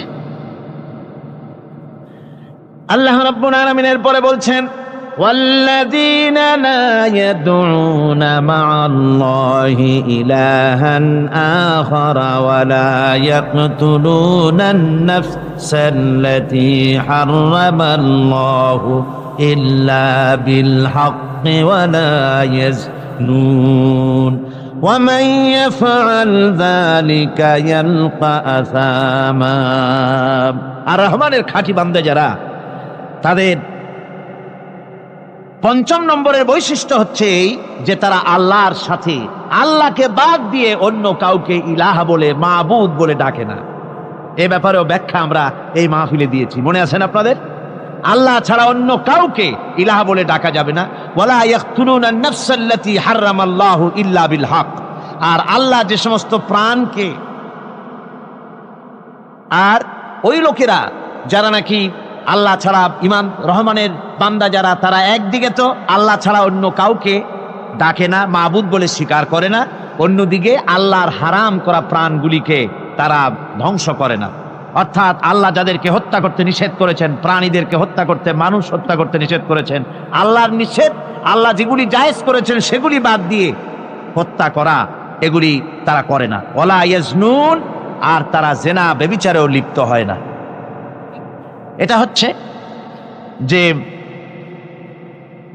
এই সমস্ত লোকগুলি তারা গুনাহ থেকে মুক্ত থাকতে চেষ্টা করে। তারা আল্লাহ ছাড়া আর কাউকে রব বলে ডাকে না, ইলাহ বলে ডাকে না, মাবুদ বলে ডাকে না। হযরত ইবনে মাসউদ রাদিয়াল্লাহু তাআলা আনহু বলেছেন, তিনি রাসূল পাক সাল্লাল্লাহু আলাইহি ওয়াসাল্লামের কাছে জিজ্ঞেস করেছিলেন, হে রাসূল, সবচাইতে বড় গুনাহ কি? হুজুর বলেছেন সবচাইতে বড় গুনাহ তিনটা। সবচেয়ে বড় গুনাহটা কয়টা? রাসূল পাক সাল্লাল্লাহু আলাইহি ওয়াসাল্লাম বলেছেন সবচাইতে বড় গুনাহ হচ্ছে তিনটি। একটি হচ্ছে তুমি যদি কাউকে আল্লাহর সমতুল্য প্রতিদ্বন্দ্বী বানিয়ে যদি তার কাছে কিছু চাও, তাহলে এটা সবচাইতে বড় গুনাহ। সন্তান দিতে পারেন আল্লাহ, তোমাকে রোগমুক্ত করতে পারেন আল্লাহ, আল্লাহ যা করতে পারেন এই সব বিষয়গুলি যদি মানুষের কাছে চাও, তাহলে তুমি আল্লাহর জায়গায় তাকে বসালে, এটা সবচাইতে বড় গুনাহ। আর 2 নম্বরের গুনাহ হচ্ছে নিজের সন্তান তোমার খাবার খাবে, তোমার খাবারে সন্তান ভাগ বসাবে, এই ভয়তে সন্তানকে হত্যা করা, এটাও বিরাট পাপ। আর 3 নম্বরে হচ্ছে প্রতিবেশীর স্ত্রীর সঙ্গে জেনা করা, এটা হলো আরেকটি। মোট 3টি গুনাহ বলেছেন রাসূলুল্লাহ, সবচাইতে মারাত্মক গুনাহ। তার মধ্যে এই গুনাহগুলি তো আমাদের সমাজে চালু আছে। একদিকে সমাজের ভেতরে রয়েছে আল্লাহ ছাড়া মানুষের কাছে, মাজারের কাছে গিয়া, কবরের কাছে গিয়া, কবরওয়ালার কাছে চাওয়ার এই রেওয়াজ চালু আছে। এই রেওয়াজ কি চট্টগ্রামে কমেছে না বেড়েছে? কমেছে। জোরে কোন আলহামদুলিল্লাহ। কমে গিয়েছে, আগের তুলনায় বহুত কমেছে। যারা এই মাজারকে নিয়ে ব্যবসা করে, তারা অনেকে বলেছেন যে আমাদের ইনকাম আগে যা ছিল তার থেকে 4 আনায় নেমে গিয়েছে, 12 আনাই শেষ। জোরে কোন আলহামদুলিল্লাহ, জোরে বলেন আলহামদুলিল্লাহ। এই মাজার পূজা থেকে বাঁচতে হবে। 2 নম্বরে রয়েছে সমাজের ভিতরে চালু আছে এই যে সন্তান হত্যা করা, এই হত্যা করার এক রেওয়াজ চালু আছে। এরপরে রয়েছে এমনে মানুষকে হত্যা করা। কলেজ ইউনিভার্সিটিতে যেভাবে মানুষ হত্যা করা হচ্ছে, এরা জানে না নিজের আদর্শকে প্রতিষ্ঠার জন্য আন্দাজ এবং অনুমানের উপরে ভিত্তি করে জেদ করে মানুষকে হত্যা করছে। কি বলেন, করে না? আল্লাহ রাব্বুল আলামিন বলেন, وَمَن يَقْتُلْ مُؤْمِنًا مُتَعَمِّدًا فَجَزَاؤُهُ جَهَنَّمُ خَالِدِينَ فِيهَا أَبَدًا। আল্লাহ রাব্বুল আলামিন বলেন, মুমিন বান্দা কি কেউ যদি ইচ্ছে করে কাউকে হত্যা করে, তাহলে তার জায়গা হবে জাহান্নাম, তার আর কোনো শাস্তি নাই, একমাত্র জাহান্নামই হবে তার শাস্তি, চিরকাল জাহান্নামের ভিতরে থাকতে হবে। জোরে বলেন নাউজুবিল্লাহ। আজকে কলেজের মধ্যে, ইউনিভার্সিটিতে অনবরত আমরা হত্যাকাণ্ডের খবর শুনতে পাচ্ছি, সমানে হত্যা হচ্ছে। এই যে সন্ত্রাস এবং হত্যা যা হচ্ছে কলেজ ইউনিভার্সিটিতে, আপনারা আমাকে বলেন অনুরূপ হারে মাদ্রাসায় এই ধরনের সন্ত্রাস হচ্ছে? এত আস্তে জবাব দিলেন, তাহলে বোধহয় হচ্ছে দেশে। মাদ্রাসায় সন্ত্রাসের কারণে, কোন টাইটেল মাদ্রাসা, ফাজেল মাদ্রাসা সন্ত্রাসের কারণে বন্ধ হয়েছে, এমন কোন নজির আপনারা পেয়েছেন? পান নাই। কেন পান নাই? কলেজ বন্ধ হচ্ছে, ইউনিভার্সিটি বন্ধ হচ্ছে সন্ত্রাসের কারণে, মাদ্রাসা বন্ধ হয় না কেন? তার কারণ হচ্ছে কলেজ ইউনিভার্সিটিতে কোরআন পড়ানো হয় না, হাদিস পড়ানো হয় না, তাই তারা হত্যা করলে কি পাপ হয় তাও জানে না। হত্যা পাপ, হত্যার পাপ তো দূরের কথা, মানুষ কোরআন শুনতে আসে, কোরআন শুনতে আসাটাও তাদের বরদাস্ত হয় না। আমি জানতে পারলাম, এ মাহফিল আসার সময় জানতে পেরেছি, চট্টগ্রাম বিশ্ববিদ্যালয়ের কাছে থেকে শ্রোতৃমণ্ডলী মাহফিলের শ্রোতারা বাসে যখন আসতেছিল, সেখানকার কিছু সংখ্যক ছেলেরা ইট পাটকেল মেরেছে বাসের উপরে, বহুত লোক সেখানে আহত তারা করেছে। নাউজুবিল্লাহি মিন যালিক। কি শিক্ষা দেওয়া হচ্ছে সেখানে? কিন্তু মাদ্রাসায় তো হচ্ছে না। কেন হয় না? তার কারণ হচ্ছে মাদ্রাসাগুলিতে কোরআনে কারীম পড়ানো হয়, রাসূলুল্লাহর হাদিস পড়ানো হয়, সেখানে জানানো হয়, এই কথাগুলি পড়ানো হয়। যদি কেউ কাউকে হত্যা করে, জাহান্নাম ছাড়া কোনো জায়গা থাকবে না, চিরকাল জাহান্নামে থাকতে হবে, এই ভয়তে ওরা হত্যার ভিতরে যায় না। এই জীবন জীবন নয়, পরকাল আছে, কিয়ামতের দিন আল্লাহর দরবারে দাঁড়ায়া জীবনের সবকিছুর হিসাব দিতে হবে। এই জন্য তারা এসব জানে বলে, এসব তাদের রক্তে মাংসের ভিতরে ঢুকানো আছে বলে তারা চুরি ডাকাতি জেনা ব্যভিচার হত্যার দিকে তত যায় না যত এরা যায়। ঠিক কিনা বলে? কলেজ ইউনিভার্সিটিতে আজকে কোরআন শরীফ পড়ানো হয় না। মাদ্রাসা এবং মসজিদে, মাদ্রাসাগুলিতে যে কারণে সন্ত্রাস হয় না, ওই কারণটা যদি কলেজ ইউনিভার্সিটিতে ঢুকানো যায় তাহলে সন্ত্রাস বন্ধ হতে পারে। ঠিক কিনা কর? আমার ভাইরা, আজ বাংলাদেশে যে কয়টা ইউনিভার্সিটি আর যতগুলি কলেজ আছে, এদেশের সাধারণ মানুষের রক্তার্জিত পয়সা দিয়েই এই কলেজ ইউনিভার্সিটি চালানো হয়, কিন্তু সেখানে কোরআন শরীফের তাফসীর পড়ানো হয় না, হাদিস শরীফ পড়ানো হয় না। হয় সব পড়ানো হয়, কিন্তু কোরআনে কারীমের তাফসীর পড়ানো হয় না, হাদিস শরীফ পড়ানো হয় না। যদি ওই কলেজ ইউনিভার্সিটির ছাত্রগুলিকে কোরআন শরীফ পড়ানো হতো, কোরআনের তাফসীর পড়ানো হতো, কলেজ ইউনিভার্সিটিতে হাদিস শরীফ যদি পড়ানো হতো, ইসলামের অর্থনীতি সমাজনীতি যদি পড়ানো হতো, তাহলে কলেজ আর ইউনিভার্সিটি গোটা জাতিকে মাস্তান আর গুন্ডা উপহার দিত না, খালিদ বিন ওলীদের মতো মুজাহিদ উপহার দিত। জোরে বলেন সুবহানাল্লাহ। আজকে গোটা জাতির চিন্তা চেতনা ধারণার বহির্ভূত সেখান থেকে সন্তান আমরা পাচ্ছি। আজকে সেখানে ছেলে পাঠাচ্ছে বাপ, ছেলে পাঠাচ্ছে, ছেলে লেখাপড়া করে সেখান থেকে ভালোভাবে পাশ করে আসবে, চাকরি বাকরি করবে, মা বাপের সুখের কারণ হবে। কিন্তু দেখা যায় কিছুদিন পর সেখান থেকে চলে আসে সন্তান লাশ হয়ে বাপের ঘরে ফিরে এলো। কি শিক্ষা হচ্ছে? তিন বন্ধু সফর করতে করতে অনেক দূর পর্যন্ত পৌঁছে গিয়েছে, গভীর রজনী হয়ে গিয়েছে। তিন বন্ধু চিন্তা করলে এখন কোথায় যাব। হঠাৎ করে ঝড় তুফানের কবলে পড়েছে, জিন্দেগি যায় যায়, জীবন ধ্বংস হয়ে যায়, পৃথিবী উল্টে যায়, এমন ঝড় তুফান শুরু হয়ে গিয়েছে।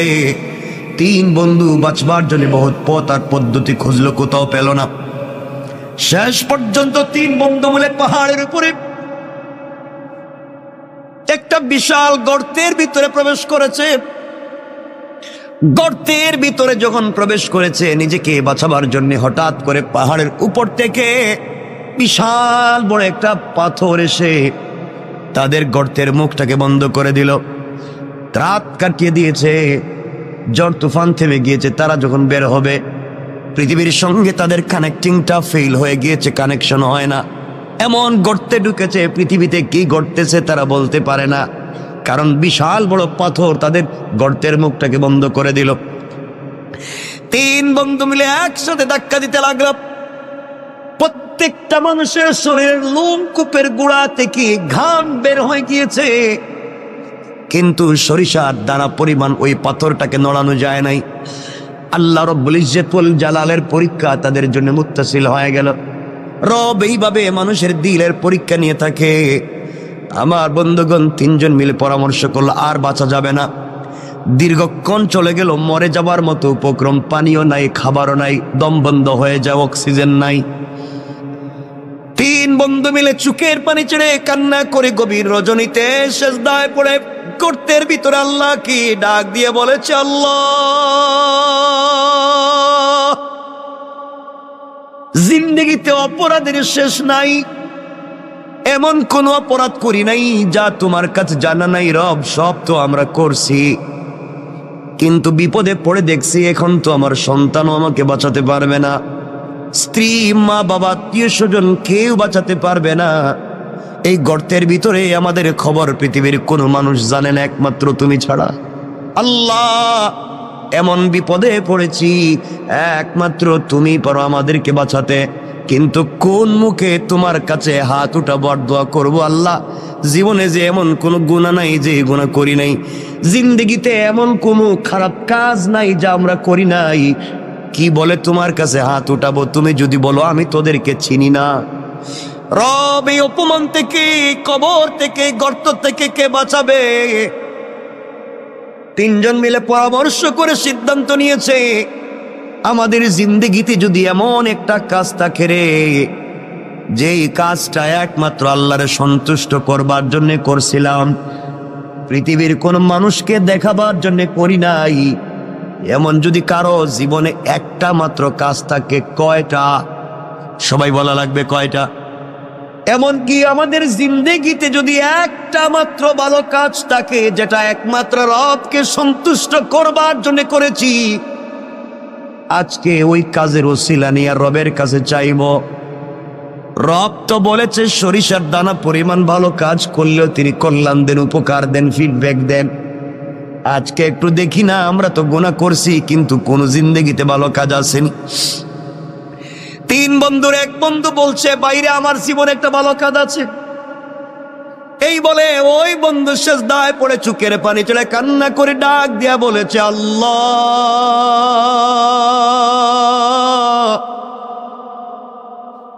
আমার জিন্দেগিতে একটা ভালো কাজের কথা আমার মনে পড়েছে।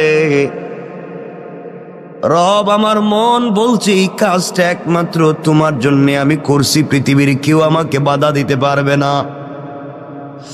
আয় আল্লাহ, আমার চাচাতো বোন, যাকে আমি প্রাপ্ত বয়স্ক হওয়া থেকে যার পিছনে লেগে আছি, যাকে একটা বার স্পর্শ করতে চাই, একটা বার আলিঙ্গন করতে চাই, আমি তার সঙ্গে জেনা করতে চাই, মেলামেশা করতে চাই, তার মতো সুন্দরী মেয়ে আর নাই। কিন্তু আল্লাহ, কোনোদিন তাকে আমার ভাগে নিয়ে আসতে পারলাম না, কোনোভাবে কথা বলে ফুসলাতে পারলাম না। আমার ওই চাচাতো বোনের বিয়ে হয়ে গিয়েছে। বিয়ে হয়ে যাওয়ার পরে, তার স্বামীর বাড়িতে যাওয়ার পরে কিছুদিন পরে তার কি একটা বিপদ হয়েছে, তার সন্তান একটা হয়েছে, কিন্তু আমার মাথা থেকে তার চিন্তা যায় নাই। আমি তখনও সুযোগ খুঁজছিলাম, বোনকে যদি কোনোভাবে পাই তার সঙ্গে জেনা করব। আল্লাহ, বোন আমার কাছে কিছু ঋণের জন্য আসছিল। আমি বলছি, বোন রে, তুই যখন আমার কাছে ঋণ চাইছ, যা চাইবে তাই দিব, ঋণ না একেবারেই দিব। বিনিময়ে তোমার কাছ থেকে আমি পার্সোনাল কিছু সময় চাই, পার্সোনাল টাইম চাই। তুমি কি আমাকে একাকিত্বে নির্জনে আমাকে সময় দিতে পারবা? আয় আল্লাহ তাআলা, আমার বোন দেখেছে এই পৃথিবীতে এই মুহূর্তে টাকা ছাড়া তার সন্তান বাঁচবে না, তার পরিবার চলবে না। সে টাকার জন্য রাজি হয়ে গিয়েছে, আমি তাকে টাকা দিয়ে দিয়েছি। আয় আল্লাহ, আমি নির্ধারিত সময় আর দিন বলে দিলাম। নির্ধারিত সময়ে যখন সে যে ঘর বলেছে, আমি ঘরে পৌঁছে গেলাম। আমি ঘরের ভিতরে গিয়ে দেখি আমার বোন চোখের পানি ছেড়ে ছেড়ে কান্না করে আল্লাহরে বলছে, আল্লাহ, পুরা জিন্দগি সতীত্বের হেফাজত করেছি, পুরা জিন্দগি নিজের চরিত্রের হেফাজত করেছি। আল্লাহ, আজ না আমি বড় বিপদগ্রস্ত। আল্লাহ, কিছু ঋণ আনবার কারণে ও আমার সাথে জেনা করতে চায়, কুকর্মগুলাকে দূর করে তোমার দ্বীনের বুঝ দিতে। আল্লাহ, তার ভিতরে কি তোমার ভয় ঢুকাইয়া দিতে পারো না? আমি ঘরের ভিতরে গিয়ে আমার বোনের হাত ধরেছি। বোন ডাক দিয়া বলছে, বাইরে তোর ভিতরে কি আল্লাহর ভয় নাই? আল্লাহর কাছে ফিরে যাওয়ার কি তোমার ভয় নাই? রব বলেছে, ওয়াত্তাকু, ভয় করো ওই দিনকে, ইয়াওমান তুরজাউনা ফীহি ইলাল্লাহ, ভয় করো ওই দিনকে যেই দিন আমার কাছে তোমাকে ফিরে আসা লাগবে, ওই দিন তোমার হিসাব তোমাকে দেওয়া লাগবে। ও ভাই, তোর ভিতরে কি ভয় নাই? রব বলে দিয়েছে, ওই দিন যে অপকর্ম করবে, দুনিয়ার জমিনে যে গুনাহ করবে, কিয়ামতের দিনে আল্লাহ তার আমলনামা তার হাতে সোজা সোজা দিবেন না। হাতটাকে বুকের ভিতরে ঢুকাইয়া ভেঙ্গে পিছন দিকে দিবেন, আর ফেরেশতাদেরকে বলবেন, গোলামের হাতে তার কিতাব আমলনামাটা দিয়ে দাও। আল্লাহ বলবেন, ইকরা কিতাবাকা কাফা বিনফসিকাল ইয়াউমা আলাইকা হাসিবা। বান্দারে, জীবনে যা করছো গোলাম, চলার পথে যা করছে যে তোমার হাতে ধরাইয়া দিলাম, তুমি পড়ো। এমন সময় ফেরেশতারা বলবে, আল্লাহ ওর মুখটা চোখটা তো সামনের দিকে, ওর হাত যে বুকের ভিতরে ঢুকাইয়া পিছন দিকে বের করলেন, আমল নামা তো পিছনে দিলেন, চেহারা সামন দিকে, আমল নামা পিছন দিকে, ও কেমনে দেখবে? আল্লাহ আমল নামাকে ঘুরাইয়া সামনে নিয়ে আসবো। ও আবার ভাই তুই শুন, আল্লাহ ডাক দিয়া বলবেন, না না, ওর আমল নামার সামনে আনা যাবে না, আমল নামার সামনে দেওয়া যাবে না। ফেরেশতারা বলবে, আল্লাহ তাইলে আমল নামা পড়বে কেমনে? আল্লাহ বলবেন, শোনো ফেরেশতারা, ওর ঘাড়টারে মটকাইয়া দাও, ওর ঘাড়টারে মটকাইয়া পিছন দিকে করে দাও, চিৎকার করে যেন কানতে থাকে, চিৎকার করতে থাকে। ভাইরে, তোর হাতটা বুকের ভিতরে ঢুকাইয়া পিছন দিকে বের করা হবে, এরপরে তোমার ঘাড়কে মটকাইয়া দেওয়া হবে। এরপর আল্লাহ বলবেন, খুযূহু ফাগুল্লুহু সুম্মাল জাহিমা সাল্লু। ওরে ধরো রে, ভালো করে ধরো, আর জাহান্নামের গরম শিকল দিয়া হাত পায়ে দড়ি লাগাও, অপমানিত গোলামের ন্যায় টেনে টেনে জাহান্নামে নিয়ে যাও। কেন রে ভাই তুই এই গুনার কাজ করে আমার সঙ্গে এত অপরাধ করবি? কেন রে ভাই তুই জাহান্নামের আগুনে জ্বলবি? ভাই তোর মনে কি আল্লাহর ভয় নাই? তোমার মনে কি জাহান্নামে যাওয়ার ভয় নাই? তোমার মনে কি আল্লাহর সামনে দাঁড়াবার ভয় নাই? তুমি কেমনে আমার সঙ্গে ওই নাফরমানি করবা? আয় আল্লাহ, আমি তো গিয়েছিলাম জেনা করতে, যাকে আমার জীবন যৌবন দিয়ে স্বপ্নে দেখি, যাকে আমি স্বপ্নে লালন করি, পুরা জিন্দগি থেকে যাকে একটা মিনিট পেতে চাই, পুরা জিন্দগি ভর যাকে নিয়ে স্বপ্ন দেখছি, আমার ওই বোনকে আমার হাতের মুঠোয় পাইছি, শুধু তার হাত স্পর্শ করছি, আমি শুধু তার হাত ধরছি। ওই সময় বোন আমাকে এই ওয়াজ শোনাইয়া দিছে, আল্লাহ ওই দিন একাকিত্বে নির্জনে পৃথিবীর কোনো মানুষ নাই, একমাত্র আমার বোন আর আমি ছাড়া। ওই দিন আমি তো গিয়েছিলাম খারাপ কাজ করতে, কিন্তু বোনের 1 মিনিটের বক্তব্য শুনে তোমার ভয়ের কথা আমার ভিতরে ঢুকে গিয়েছিল। আমি আমার বোনের হাত ছেড়ে দিয়া ঘর থেকে বের হইয়া তোমাকে চিৎকার করে বলেছিলাম, আল্লাহ তোমাকে ভয় পাইছি, বোনের কথায় হাত ছেড়ে দিয়েছি, আর জেনা করব না, এই বলে ঘর থেকে বের হয়েছিলাম, আর জিন্দেগিতে বোনের দিকে চোখ তুলে তাকাই নাই। আল্লাহ তাআলা, ওই দিন তো কোনো পুলিশ ছিল না, র্যাব ছিল না, border guard, CID, DIB, NSI, DGFI কেউ ছিল না, একমাত্র তোমার কথা শুনে তোমার ভয় আমার দিলে ঢুকে গিয়েছিল। তুমি বলেছো, ওয়াত্তাকু ইয়াওমান তুরজাউনা ফীহি ইলাল্লাহ, আমার কাছে তো ফিরে আসা লাগবে। ওই যে ভয় ঢুকে গিয়েছিল, ভয়ের কারণে আমি হাত ছেড়ে দিয়েছি। আল্লাহ ওই দিনের কাজটা যদি একমাত্র তোমার ভয়ে, তোমার ভালোবাসায় হয়ে থাকে, আজকের মতো বিপদ থেকে বাঁচাইয়া দাও। ওই গোলাম দোয়া করতে দেরি হয়েছে, ওই গর্তের উপর থেকে পাথরটা 3 ভাগের 1 ভাগ অটোমেটিক সরে গিয়েছে। আল্লাহু আকবার। চিন্তা করেন কি বলতে চাই। আল্লাহর গোলাম বুঝতে পেরেছে। এবার আপনারাও বুঝেন, জীবনে ভালো কাজ করলে রব কিন্তু ফিডব্যাক দিবে। আপনি আল্লাহর পক্ষ থেকে বারাকাত পাবেন, এতে কোনো সন্দেহ নাই। কাজটা যদি হয় নির্বেজাল আল্লাহর জন্যে, খালিস নিয়তি আল্লাহর জন্য যদি হয়, দুনিয়ায় ইজ্জতের জিন্দেগি পাবেন, আখিরাতেও রবের কাছ থেকে পুরস্কার পাবেন। ওই জন্য 2 হাত জোড় করে আপনাদেরকে বলি, প্রয়োজনে আপনাদের পায়ে ধরি বলি, বলেন যদি বাসায় গিয়া পায়ে ধরতে তাও ধরি। আল্লাহর ওয়াস্তে চলার পথে রবকে ভয় করা শিখুন, হারাম কাজ থেকে নিজেকে বাঁচান। যেই সন্তান পরিবার আত্মীয় স্বজনের জন্য এত কষ্ট করি, কিয়ামতের দিন কিন্তু কেউ আমার আপনার আশেপাশে থাকবে না। সন্তান বাবার পরিচয় দিবে না, স্ত্রী স্বামীর পরিচয় দিবে না, মা বাবা সন্তানের পরিচয় দিবে না। ওই সময় একমাত্র নেক আমল তোমার আমার কল্যাণে আসবে।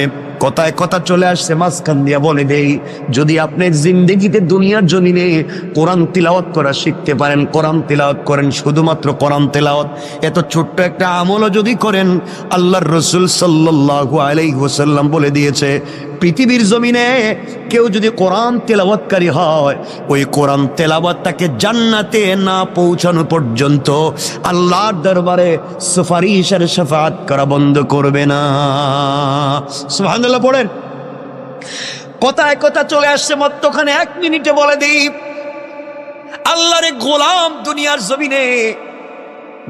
জমিনে আল্লাহর গোলাম ইন্তেকাল করেছে। কবরে যাওয়ার পরে সবাই মিলে, আত্মীয় স্বজন মিলে গোসল করাইয়া, কাফন পরাইয়া, হাতে পায়ে বেড়ি দড়ি লাগাইয়া, রশ্মি দিয়া বেঁধে সাদা কাপড়ে প্যাকেটিং করে সবাই মিলে নিয়ে যায়, তাকে কবরের দিকে নিয়ে যায়। বান্দা চোখের পানি ছেড়ে ছেড়ে কান্দে আর বলে, সন্তান, তোর জন্য না ঢাকা শহরে এত সুন্দর বাড়ি বানাইলাম, তুই কেমনে আজকে বাপরে বান দিয়া তুই কই নিয়ে যাস? ও সন্তান, তোর জন্য না এত বাপ এত কষ্ট করলাম, তুমি আমারে আজকে কোথায় নিয়ে যাও, কোন কবরে? সন্তান বলছে, হয়তো জুরাইন কবরস্থানে, আজিমপুর গুরুস্থানে, কোন জায়গায় নিয়ে যায়? সন্তান নিয়ে যায়। বাবা কাফনের ভিতর থেকে কান্দে, কেউ দুনিয়ার আওয়াজ শুনে না। ডাক দিয়া দেখে তার ভাইও তার খাটিয়ায় ধরছে। বাইরে ডাক দিয়া বলে, ভাই রে, আমার গলা না জড়াইয়া নাকি তুই ঘুমাইতি না? আমার গলা না জড়াইলে নাকি তোর ঘুম আসতো না? ছোটবেলায় দুইজন খেতে বসলে কত দুষ্টামি করছি, 2 ভাই মিলে দুনিয়ার জমিনে কত দুষ্টামি করলাম। কেমনে রে ভাই তুই আজকে আমাকে, কেমনে তুই আমাকে ভুলে গিয়া জাহান্নামের কবরের দিকে নিয়ে যাস? ভাইও কথা শুনবে না, তাকে দেখবে তার কলিজার টুকরা বন্ধু, সেও খাটিয়ায় ধরে আছে, কবরের কাছে নিয়ে বলছে, মিনহা খালাকনাকুম ওয়া ফিহা নুঈদুকুম ওয়া মিনহা নুখরিজুকুম তারাতান উখরা। সবাই ডাক দিয়ে বলতেছে, ওখান থেকেই তুমি আসছিলা, আবার তোমাকে মাটিতে ঢুকাইয়া দিতেছি, কিয়ামতের দিন কিন্তু তুমি ওখান থেকেই উঠবা।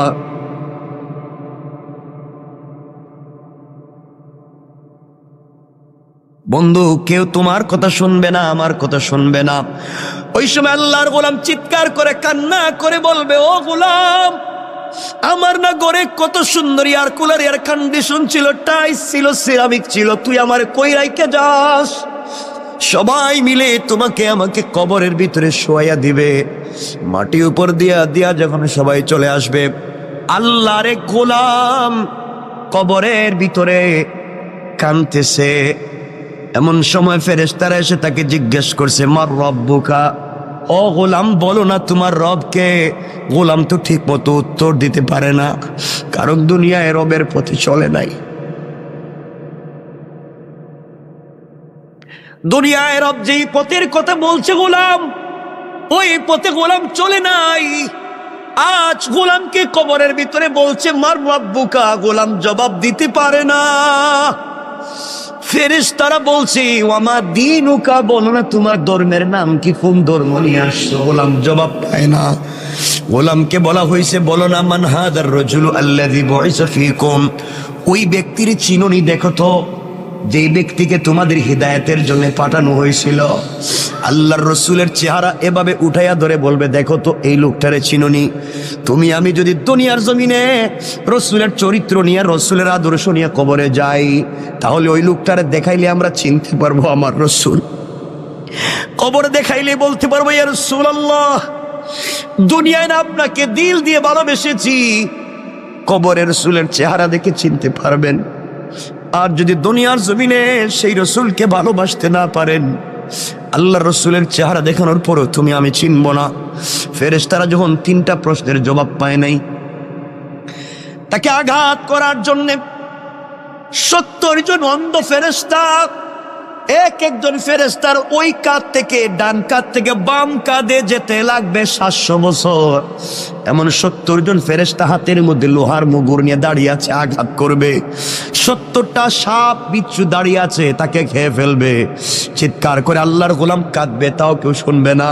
কারণ এই দুনিয়ায় কাঁদলে তো কেউ না কেউ শুনবে, কিন্তু কবরে কাঁদলে কেউ কথা শুনবে না।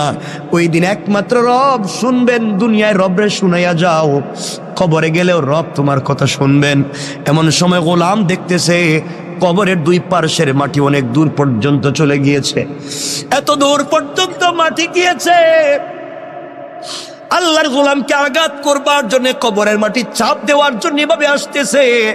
এক পাজরের হাড় অপর পাজরে ঢুকে যাবে। আল্লাহর গোলাম চক্ষু বন্ধ করে দিয়েছে। চক্ষু বন্ধ করে চিৎকার করে ডাক দিয়া কবরের ভিতরে বলছি, আল্লাহ,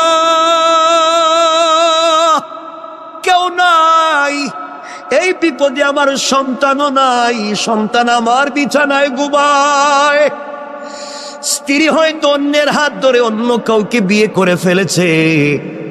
বা এগুলা হয়তো আমার সম্পত্তি এত মুহূর্তে বাগ বাটুয়ারা করে ফেলছে।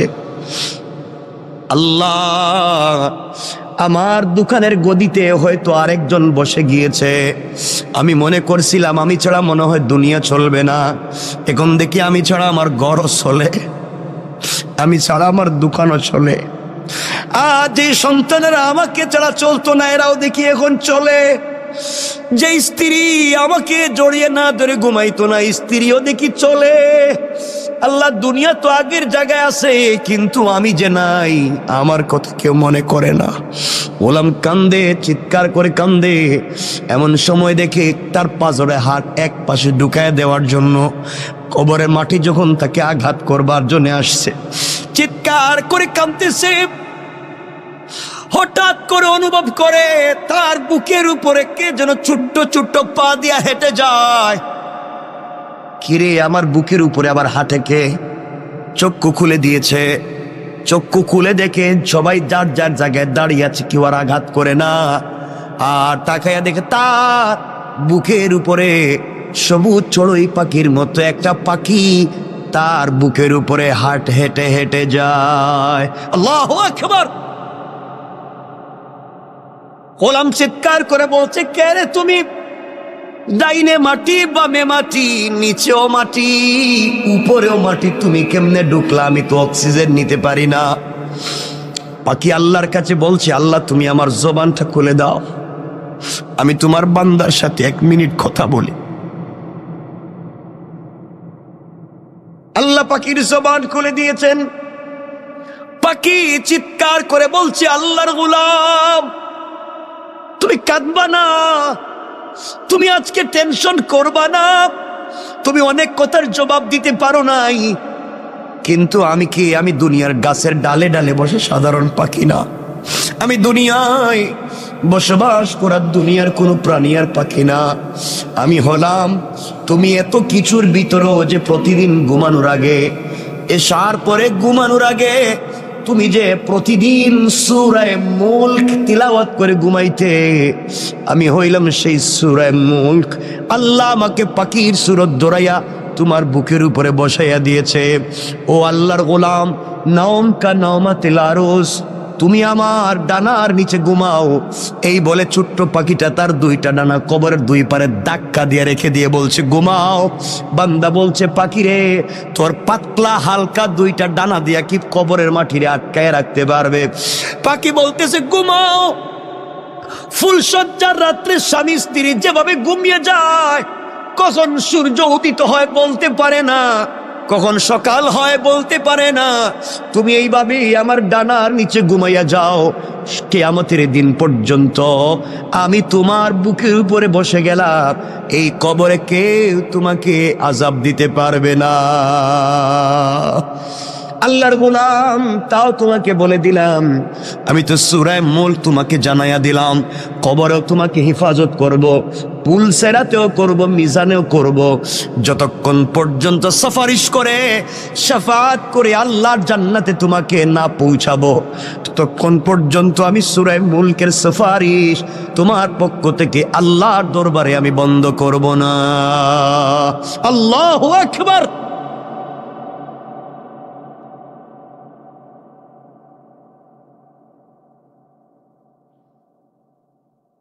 চিন্তা করেন। এই জন্য আল্লাহর গোলাম কথা লম্বা করতে চাই না, শুধু এতটুকুন বুঝাতে চাই, কার অহমিকায় পড়েছ? দুনিয়া তোমারে কেমনে এত পাগল করছে?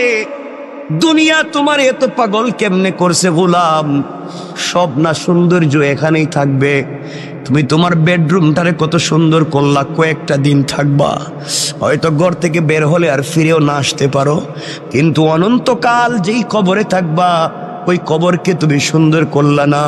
আল্লাহর গোলাম, ওই আল্লাহর গোলাম যখন কান্না করছে, কবর 3 ভাগের 1 ভাগ, গর্তের ভিতর থেকে পাথর 3 ভাগের 1 ভাগ সরে গিয়েছে। আর একজন গোলাম সেজদায় পড়ে ডাক দিয়া বলছে, আল্লাহ, আমিও তো 3 বন্ধুর একজন, আমার জীবনে কোনো নেক আমল নাই, আমার জীবনে কোনো ভালো কাজ নাই, ভালো করে জানি। জীবনে যত আকাম ছিল, কুকর্ম ছিল, এমন কোন জিনিস নাই যা করি নাই। কিন্তু আল্লাহ, আজ আমার মনে পড়ছে আমি একটা ভালো কাজ করছি। আজ আমার মনে পড়েছি আমার জিন্দেগিতে একটা ভালো কাজ আছে, এই কাজটা শুধু তোমাকে সন্তুষ্ট করবার জন্য আমি করছিলাম, দুনিয়ার কোনো মানুষকে দেখাবার জন্য আমি করি নাই। আল্লাহ, আমার ঘরে একজন কর্মচারী ছিল, ওই কর্মচারী কোনো একটা কারণে তার বেতন না নিয়ে আমার কাছ থেকে চলে যায়। আমি তারে অনেক খোঁজাখুঁজি করে পাই না, কর্মচারীর বেতন দেব, খুঁজতে খুঁজতে আমি তারে পাই না, কোথায় গেল নাই নাই। আমি কি করলাম, তার ওই বেতনের পয়সা দিয়া একটা বকরি কিনলাম। আমি একটা বকরি কিনলাম, ওই বকরিরে বড় করলাম, বকরির থেকে অনেক বাচ্চা হলো, বিশাল বড় একটা বাগান হয়ে গেল, বাচ্চা বকরি আর বকরির অভাব নাই। আয় আল্লাহ, শত শত বকরির পাল হয়ে গেল। দীর্ঘ 15-20 বৎসর পরে আমার ওই কর্মচারী দেখি আমার বাড়িতে হাজির, আমাকে ডাক দিয়া বলছে, মালিক, অমুক দিন অমুক তারিখেও আপনার বাড়িতে আমি কর্মচারী ছিলাম, আমার নাম যে এই নাম, আমি কিন্তু চলে গিয়েছিলাম একটা কারণে, আমি আজ আপনার কাছে ফিরে এসেছি, কাজের জন্য আসি নাই। ওই যে আপনার বাড়িতে কাজ করছিলাম, ওই সময় যে পয়সা পাই, আমারে আপনি ওই পয়সাটা দিয়ে দেন, আমি চলে যাই। আল্লাহ, ওই সময় আমি ওই গোলামটারে ধরলাম হাতে, আস্তে আস্তে করে মাঠে নিয়ে গেলাম। মাঠে নিয়ে গিয়া বলছি, আমার কর্মচারী রে, তুমি আমার কাছে পয়সা পাও, এই জন্যে তুমি আমার কাছে এসেছো। এই যে মাঠে যত হাজার হাজার শত শত বকরি দেখো, সবগুলা তোমার, সবগুলা তুমি নিয়ে যাও। আমার কর্মচারী আমার দিকে তাকায় টিটকারি করে আর বলছে, মালিক, আমি একজন কর্মচারী বলে কি আপনি আমার সঙ্গে দুষ্টামি করলেন? আমি আপনার দুষ্টামির জন্য আসি নাই, আমার এত হাজার হাজার লাখ টাকার বকরির দরকার নাই, আমি আপনার কাছে যেই টাকা পাই ওটা দিয়ে দিলেই তো আমি চলে যাব, এত কিছুর দরকার নাই। আল্লাহ, ওই দিন আমি বলেছিলাম, কর্মচারী রে, তুই যে আমার কাছে যেই পয়সা পাস, ওই টাকা দিয়ে আমি একটা বকরি কিনছিলাম, ওই বকরি কিনে বাচ্চা দিতে দিতে দিতে দিতে তো হাজার হাজার হয়েছে, এই জন্য একটাও আমার না।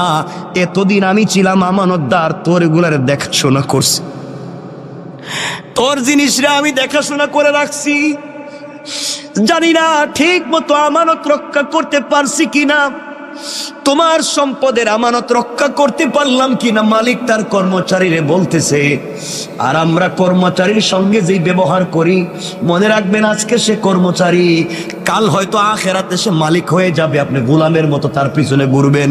তার দিলে যদি কষ্ট দেন, কোনোভাবে যদি সে কষ্ট পায়, কিয়ামতের দিন বুঝবেন কর্মচারীর আপনার কি প্রয়োজন, ওই দিন বুঝবেন।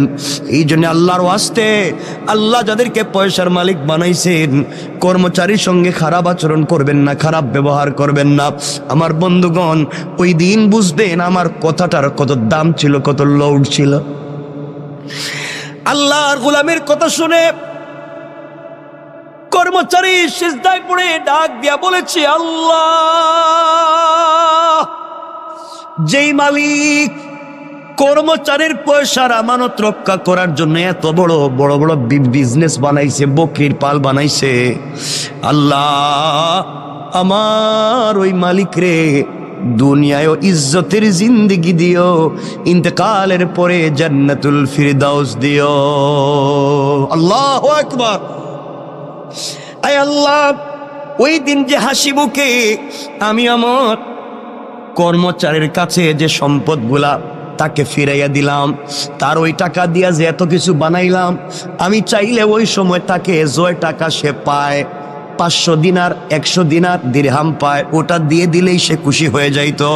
কিন্তু এতদিন পরে আসছে, আমি তারে একটা বকরি দিলেই সে খুশি হয়ে যাইতো। আমি তারা যে হাজার হাজার বকরি দিয়ে দিলাম, এই যে একমাত্র আমানত রক্ষা করার জন্যে।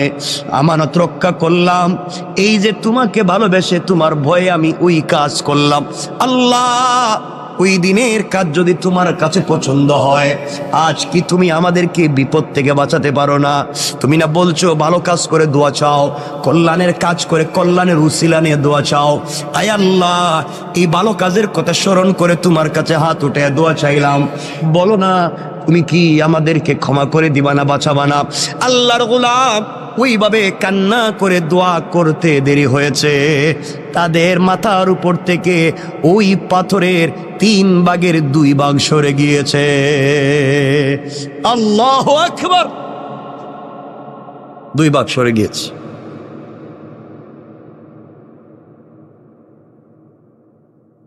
তারা অনেক ট্রাই করছে বের হওয়া যায় কিনা, দেখলো বাইরেও যায় না, ওই আরেকটা ভাগ যাইতেইব।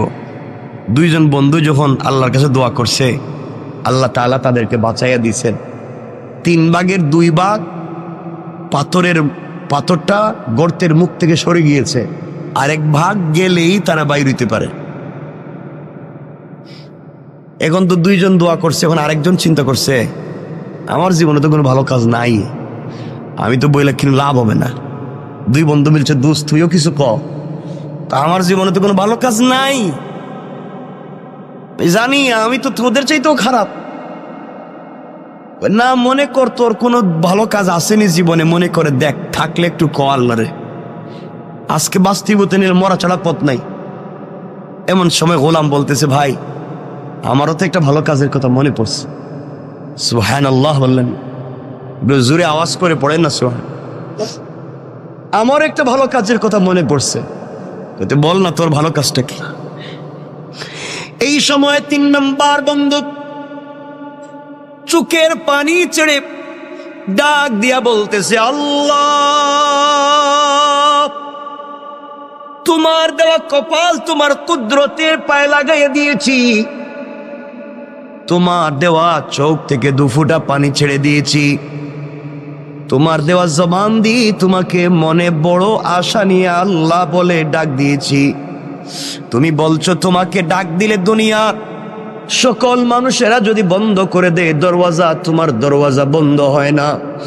আল্লাহ তুমি বলেছ কোন মানুষ যদি অপরাধ করে, সন্তান যদি অপরাধ করে, মা বাবা হয়তো সন্তানকে ঘর থেকে তাড়াইয়া দেয়। গ্রামের কোন মানুষ যদি গ্রামে অপরাধ করে, গ্রাম মহল্লার মানুষ তাকে এলাকা ছাড়া করে দেয়। আল্লাহ কোন ছাত্র যদি ক্লাসে অপরাধ করে, টিচার তাকে ক্লাস থেকে বের করে দেয়। কোন মুরিদ যদি পীরের সঙ্গে অপরাধ করে, পীর তাকে খানকা থেকে বের করে দেয়। আয় আল্লাহ, এমনকি মায়ের, যেই মায়ের পেট থেকে বের হয়েছি, সেই মাও তার সন্তানটাকে তাড়াইয়া দিতে পারে। আল্লাহ কোন নবী তার উম্মতকেও তো তাড়াইয়া দিতে পারে। আয় আল্লাহ তুমি বলেছো সবাই আমার গুনাহগার গোলামরে তাড়াইয়া দিতে পারে, কিন্তু আমি রব তো আমার গোলামরে নিজের হাত দিয়ে বানাইছি।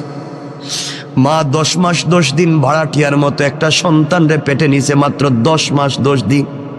ওই মায়ের নাড়ি ছেড়া দন কিছু হলেই মা পাগল হয়ে যায়। গোলাম রে, তোর মা তো তোর হাত পা বানায় নাই, তোর মা তোর অক্সিজেন দেয় নাই, তোর মা তোরে নাক কান চোখ মুখ দেয় নাই। ও বান্দা, তোর মা তোরে লাঞ্চ কিডনি বাল পিত্তথলি কিছুই দেয় নাই, সব তো আমি আল্লাহ দিছি। এরপরে 10 মাস তোর মা তোরে পেটে রাখবার পরেও যদি এত দরদ হয়, আমি রব তোরে আমার নিজের হাত দিয়ে বানাইছি। বল না বান্দা, তোর প্রতি আমার কত দরদ আর ভালোবাসা। ও বান্দা, দুনিয়ার সকল মানুষের দরওয়াজা যদি বন্ধ হয়ে যায়, আমি কথা দিলাম বান্দারি, আমার দরওয়াজা তোমার জন্য সকল সময় খোলা থাকবে। বলো না কি চাও? এবার বান্দা ডাক দিয়া বলে, আল্লাহ, আমি একজন বকরির রাখাল, আমি প্রতিদিন বকরি রাখালি করি। বাড়িতে যাই বিকালবেলা, সকালবেলা বাড়ি থেকে বের হই, বিকালবেলা বাড়িতে যাই। যাওয়ার পরে প্রথমে বকরির থেকে দুধ নেই, ওই দুধ নিয়ে প্রথমে আমার বৃদ্ধা মা পাপড়ে খাওয়াই। আমার মা তখন বেঁচে আছেন, আমার মারে দুধ পান করাই। মা ইচ্ছে মতো শান্তি মতো পেট ভরে দুধ পান করবার পরে বাকিটুকুন দুধ নিয়ে আমি আমার সন্তানদের কাছে বন্টন করে দেই। সন্তানেরা পান করে এরপরে ঘুমাইয়া যায়, এরপরে আমরা পান করি। আয় আল্লাহ, একদিন আমার জঙ্গল থেকে মাঠ থেকে বাড়িতে যেতে যেতে দেরি হয়েছে। বাড়িতে গিয়ে দেখি আমার মা ঘুমিয়ে পড়ছেন। আমার মা বিভোর ঘুমে পাগল, মা ঘুমাইয়া গিয়েছে, মা তো সজাগ না। ঘরে গিয়ে দেখি আমার সন্তানেরা খাবারের জন্য চিৎকার করে কাঁদতেছে। আমি যখন বকরির থেকে দুধ দোহন করি, সন্তানেরা লাইন ধরে গুল হয়ে আমার পাশে বসছে আর বলছে, আব্বা একটু দুধ দেও না, আর সহ্য হয় না, পেটে খিদে লাগছে, রাত্রে যে ঘুমাতে হবে, একটু দুধ দাও। আমি সন্তানের দিকে তাকাইয়াও দেখি নাই কে আমার কাছে দুধ চাইলো। এক পর্যায়ে দুধের বাটি হাতে নিলাম, পেয়ালা হাতে নিলাম, মায়ের ঘরে গিয়ে দেখি মা ঘুমিয়ে গিয়েছে। সবগুলা দুধের পেয়ালা নিয়া মায়ের মাথার সামনে দাঁড়ায়া থাকলাম। মা রাত্রে যখন উঠবে আগে তারে পান করাবো, এরপরে আমি আমার বাচ্চাদেরকে পান করাবো। আল্লাহ, আমার বাচ্চাগুলো আমার পায়ের কাছে এসে পা জড়াইয়া কাঁদতেছে, বলতেছে, আব্বা তুমি আমাদেরকে 1 ফোঁটা দুধ পান করাও। সারা রাত সন্তানের কাঁদতে কাঁদতে আমার পায়ের কাছে ঘুমাইয়া গেল। 1 ফোঁটা দুধও আমি সন্তানদেরকে আগে দেই নাই। ওই মায়ের অপেক্ষা করতেছি মা কখন ঘুম থেকে উঠবে। আয় আল্লাহ, ও মুনিব, এইভাবে সারা রাত চলে গিয়েছে। সকালবেলা মা যখন ঘুম থেকে উঠছে, মা আমাকে দেখে তো হতভম্ব হয়ে গেছে। মা বলছে, বাবা তুই কি ঘুমাস নেই? সারা রাত কি করলি এখানে? মা, আগে তুমি ঘুমিয়ে গিয়েছো, তোমাকে দুধ পান করাতে পারি নাই, এই জন্য সারা রাত এখানে দাঁড়াইয়া দাঁড়াইয়া দুধের পেয়ালা হাতে নিয়েছিলাম। তোমার যদি ঘুম ভাঙ্গে আমি তোমার আগে দুধ পান করাবো। মা বলছেন, আমার নাতিগুলার অবস্থা এমন কেন? মা, ওরা তো আমার কাছে আসছিল 1 ফোঁটা দুধ পান করতে, আমি কিন্তু ওদেরকে আগে দেই নাই। আগে বলছি আমার মা, এরপরে তোমরা। ও মা, তোমার জন্য আমি সন্তানদেরকেও পান করাই নাই। আমার মা আমার জন্য তো 2 হাত উঠে দোয়া করছে আর বলছে, আল্লাহ আমার সন্তান আমারে যে ভালোবাসা দিয়েছে, দুনিয়ায় কোনো বিপদে আমার সন্তানরে ফালাইও না। আয় আল্লাহ, ওই দিনের কাজ একমাত্র তোমাকে খুশি করার জন্য মায়ের জন্য দাঁড়িয়েছিলাম। আয় আল্লাহ তাআলা, চাইলে আমি আমার সন্তানদেরকে দুধ পান করাইতে পারতাম, চাইলে আমিও পান করতে পারতাম, চাইলে আমার স্ত্রীরও পান করাইতে পারতাম। মা যখন উঠবে তখন দিব, মায়ের জন্য তো অপেক্ষা করা দরকার ছিল না। একমাত্র তোমাকে ভালোবেসে, তোমাকে মোহাব্বত করে, তোমাকে পাওয়ার জন্যে, তোমাকে খুশি করার জন্যে আমি যে কাজ করছি, এই কাজটা যদি ওই দিন তোমার কাছে পছন্দ হয়ে থাকে, আজকের বিপদ থেকে আমাদেরকে বাঁচাইয়া দাও ওসিলা নিলাম। বলতে দেরি হয়েছে, কসম কসম রব্বে পাকের জাতে, ওই গোলাম দোয়া করে বলতে দেরি হয়েছে, পুরাটা পাথর তাদের গর্তের মুখ থেকে সরে যাইতে 1 মিনিটও দেরি করে নাই। সুবহানাল্লাহ জুরে। আমার বন্ধুগণ, 3 বন্ধু বেঁচে গিয়েছেন, এই জন্যে কথাটা তো শুরু করছিলাম ওখানেই। জীবনে যদি সরিষার দানা পরিমাণও ভালো কাজ করেন, রব কিন্তু তোমাকে আমাকে এটা দিবে। আল্লাহ কোরআনে বলছেন, ফামান ইয়ামাল মিসকালা যাররাতিন খায়রান ইয়ারা, সরিষার দানা পরিমাণ যদি ভালো কাজ করো ওটারও কিন্তু বদলা দিব। ওয়া মান ইয়ামাল মিসকালা যাররাতিন শাররান ইয়ারা, আর তোমরা যদি খারাপ কাজ করো সরিষার দানা পরিমাণ, তারও হিসাব দেওয়া লাগবে। এই জন্যে দুহাত জোর করে যেই কথা শুরুতেই বলছিলাম, দরকার হলে পায়ে ধরে বললাম, আল্লাহর ওয়াস্তে চলার পথে ভুল তো করবো না, মানুষের হক মারবো না, আমানতের খেয়ানত করবো না, অন্যায় আচরণ করবো না, ছোট থেকে ছোট হলেও আল্লাহকে সন্তুষ্ট করার জন্য ভালো কাজ করব। রব বলে দিয়েছে, তুমি যদি আমাকেই পাওয়ার জন্য ভালো কাজ করো বান্দা, আমি কথা দিলাম তোমার এই ছোট্ট একটা আমলই তোমাকে জান্নাত পর্যন্ত নিয়ে যেতে পারে। পড়েন সুবহানাল্লাহ। আমার কথা কি আপনারা বুঝছেন এতক্ষণে? তাহলে এত আলোচনা করে যেটা বোঝাতে চাইলাম, এই পুরো 1 ঘন্টা কথা বলছি, একটা বিষয় বোঝাবার দিন যে আমাকে আপনাকে ফিরে যাওয়া লাগবে আল্লাহর সামনে। সরিষার দানা পরিমাণ ভালো কাজ করলেও জবাব দিতে হবে, খারাপ কাজ করলেও জবাব দিতে হবে।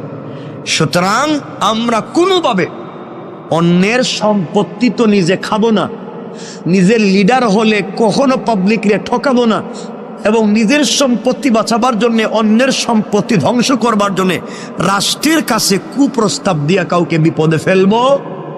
বলেন ফেলবো?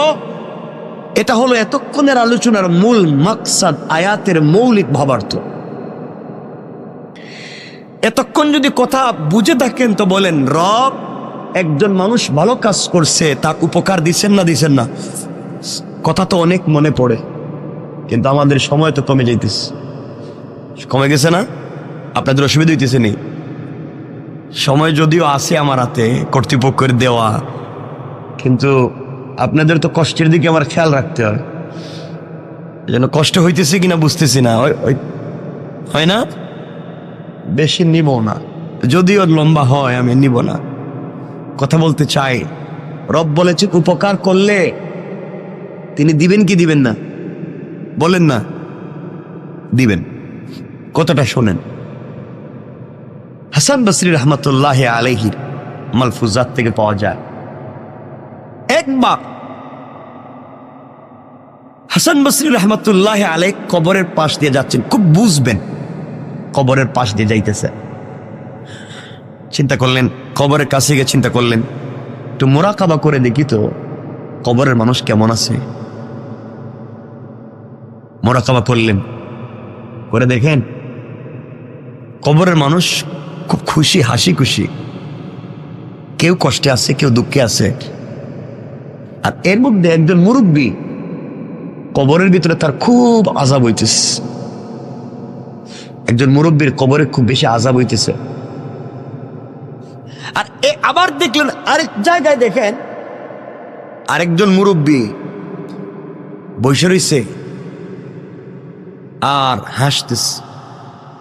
তিনি কিছু দুরূদ পড়লেন, তিনি কিছু দোয়া করলেন, এই সওয়াবগুলো আল্লাহ তাআলা কবরে পৌঁছাইয়া দিলেন।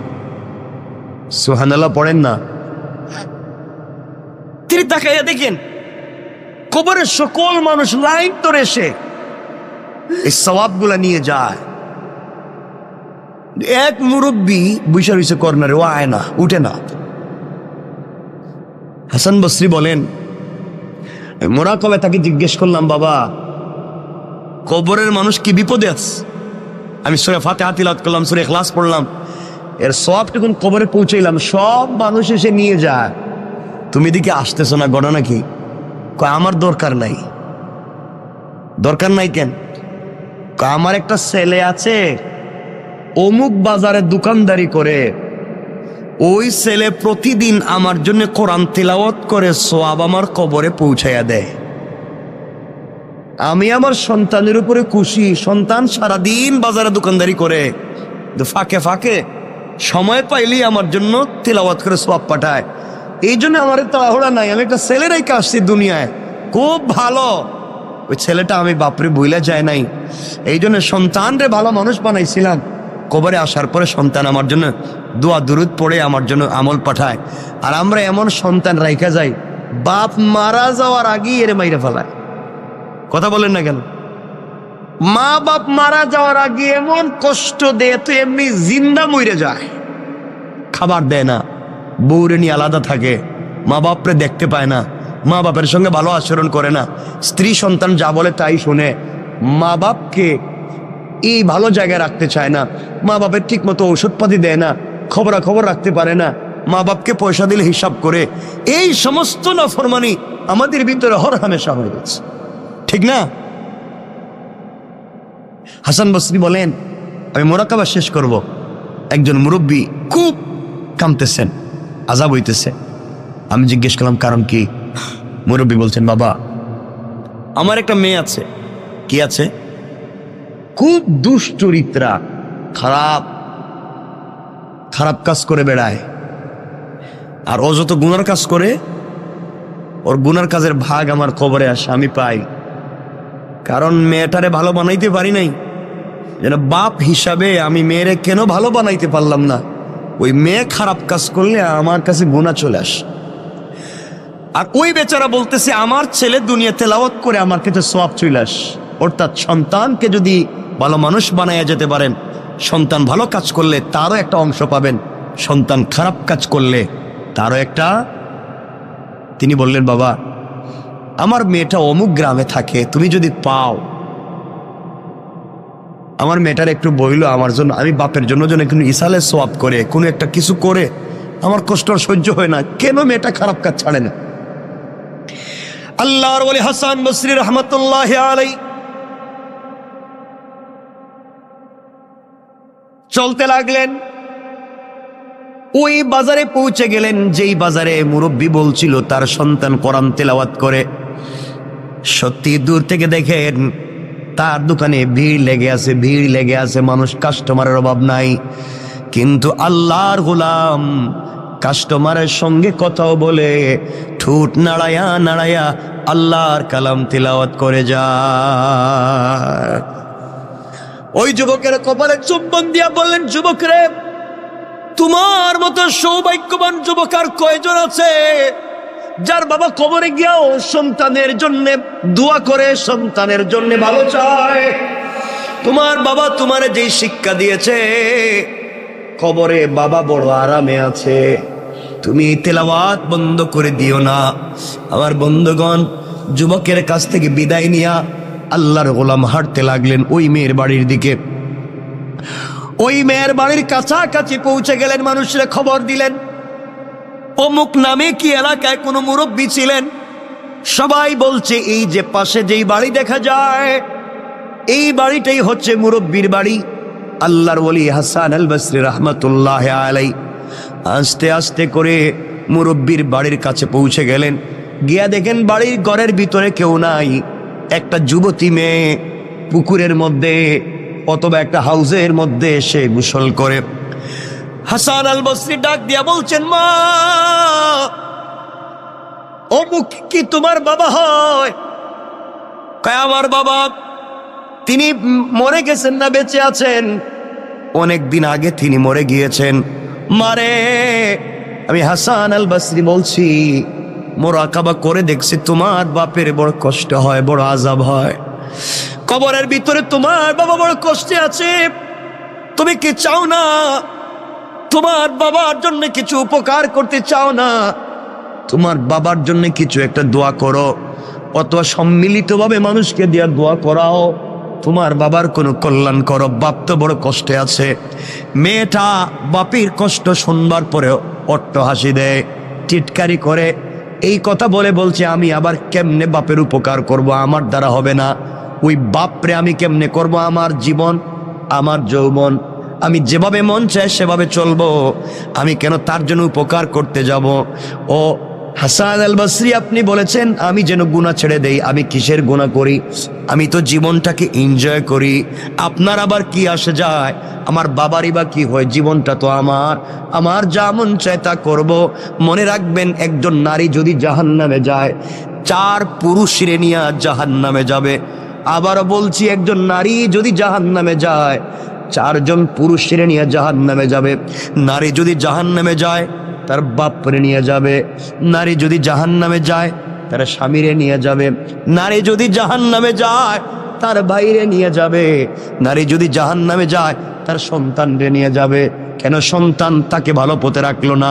কেন ভাই তাকে ভালো পথে রাখলো না? কেন স্বামী তাকে ভালো পথে রাখলো না? কেন বাবা তাকে ভালো পথে রাখলো না? এই জন্য এক নারী জাহান্নামে গেলে চার পুরুষ জাহান্নামের জন্য প্রস্তুত হও।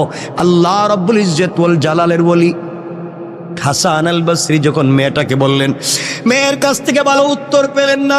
এক পর্যায়ে মেয়েটা টিটকারি করে ওই পুকুরের ভিতর থেকে পানি দিয়া হাসান আল বসরির উপরে ফিকে মারছে। হাসান আল বসরির মুখের উপরে পানি মারছে, কয় নেন আপনি পানি নিয়ে যান, এই পানি দিলাম, যান আপনি আমার বাবার জন্য কি উপকার করতে পারি, আমি আমার বাপের জন্য কোনো উপকার করতে পারবো না, এই বলে পানি মারছে। হাসান আল বসরি বড় কষ্ট পেলেন। কিছুদিন পরে আবার মুরাকাবা করলেন। ওই কবরের পাশ দিয়ে যাওয়ার সময় আবার তিনি মুরাকাবা করলেন, করে দেখেন যেই বেচারা এতদিন ওই কবরের কর্নারে বসে থাকতো, গুরুস্থানের আসতো না, সোয়াবের জন্য আসতো না, আজ দেখা দেয় সবার লাইনের আগে, সবার আগে আইসা দাঁড়াইয়া গেছে। হাসান আল বসরি যা তিলাওয়াত করছেন তার সোয়াবটুকুন কবরে বক্সাইয়া দিলেন। ওই আল্লাহর গোলাম নেওয়ার জন্য দাঁড়াইয়া আছে। তিনি বললেন, বাবা ওই দিন না আপনি সবার পিছনে ছিলেন, বসা ছিলেন, আসলেন না, আজ কেন আপনি সবার আগে আগে আসলেন? আল্লাহর গোলাম চুকের পানি ছেড়ে ডাক দিয়ে বলছে, হাসান আল বসরি, ওই দিন আমি আসিনি, আমার সন্তান দুনিয়ার জমিনে বেঁচে ছিল, আমার জন্য তিলাওয়াত করে সোয়াব পাঠাইছে। গত কয়েকদিন আগে আমার সন্তানটাও মরে গেছে, এখন কেউ আর আমার জন্য তিলাওয়াত করে সোয়াব পাঠায় না, এই জন্যে আমার জন্য আর কেউ নাই, ওই জন্যে আমিও লাইনে দাঁড়াইছি। ও বাবারা, এই জন্য সন্তান রে ভালো মানুষ বানাইয়া যাও, অথবা অন্যের সন্তান রে হাফিজ আলিম বানাইয়া যাও, অথবা মসজিদ মাদ্রাসার সঙ্গে সম্পর্ক রেখে যাও। একটা মসজিদের সঙ্গে একটা ইটের টুকরা দিয়েও যদি সম্পর্ক করতে পারো, কিয়ামত পর্যন্ত কবর থেকেও সোয়াব পাইবা।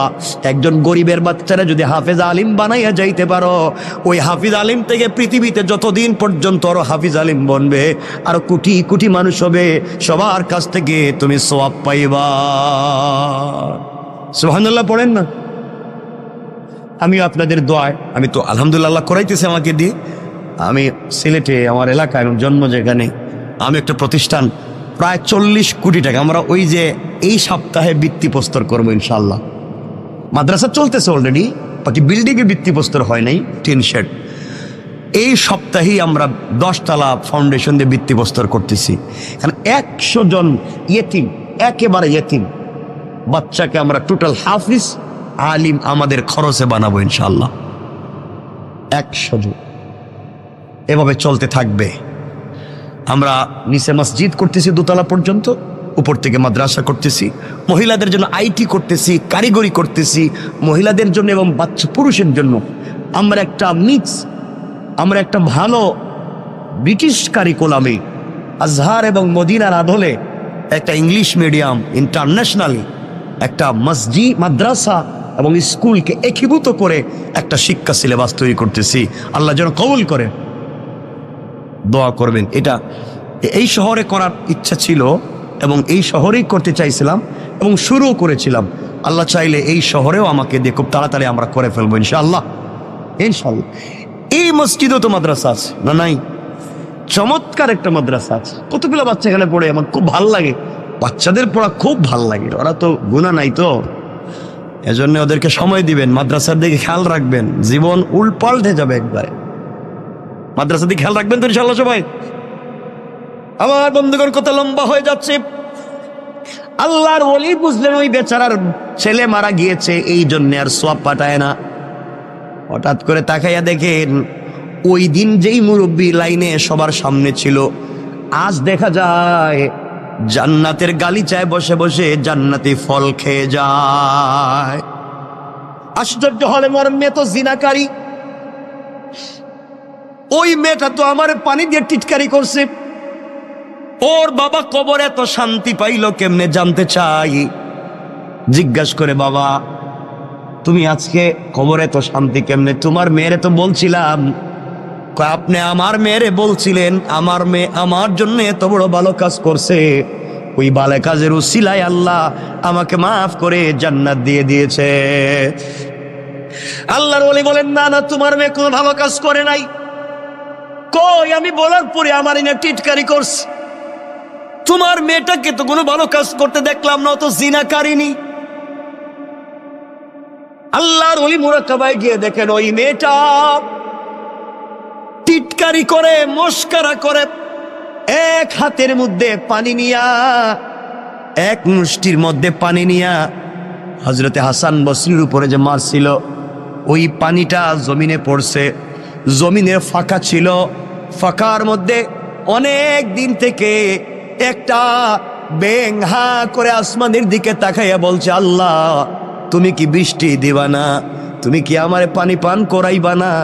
আমি যে মরে যাই, কোন দিন মরি কেউ খবর রাখবে না। আল্লাহ তুমি কি আমাকে একটু পানি পান করাইয়া তো মারবা? ওই সময় ওই বেজে হাসান বসরির উপরে পানি মারছে, ওই পানিটা গিয়া ব্যাঙের মুখের মধ্যে পড়ছে। আল্লাহু আকবার, জোরে বলেন না। ব্যাঙ ওই পানি পান করে চিৎকার করে বলছে, আল্লাহ যে আমারে পানি পান করাইয়া বাঁচাইলো, তার কেউ যদি কবরে থাকে, আল্লাহ এর ওসিলায় তারে মাফ করে জান্নাত দিয়া দাও। আল্লাহ ওই দুয়ারে কবুল করছে, এই জন্য আল্লাহ আমার মাফ করে দিয়া জান্নাত দিয়ে দিয়েছে। পড়েন সুবহানাল্লাহ। অনেক কথা হয়ে গেছে আজকে, আর কথাকে লম্বা করতে চাই না। আমার জন্য দোয়া আছে, আপনাদের জন্য দিল থেকে দোয়া থাকবে। আল্লাহ তাআলা আমাদের সবাইকে কবুল করুক। আজকে কোথায়, আমি তো চাইছিলাম তাফসির করতে, আজকে আমার মন চাইছিল, আমি রেডিও করছিলাম,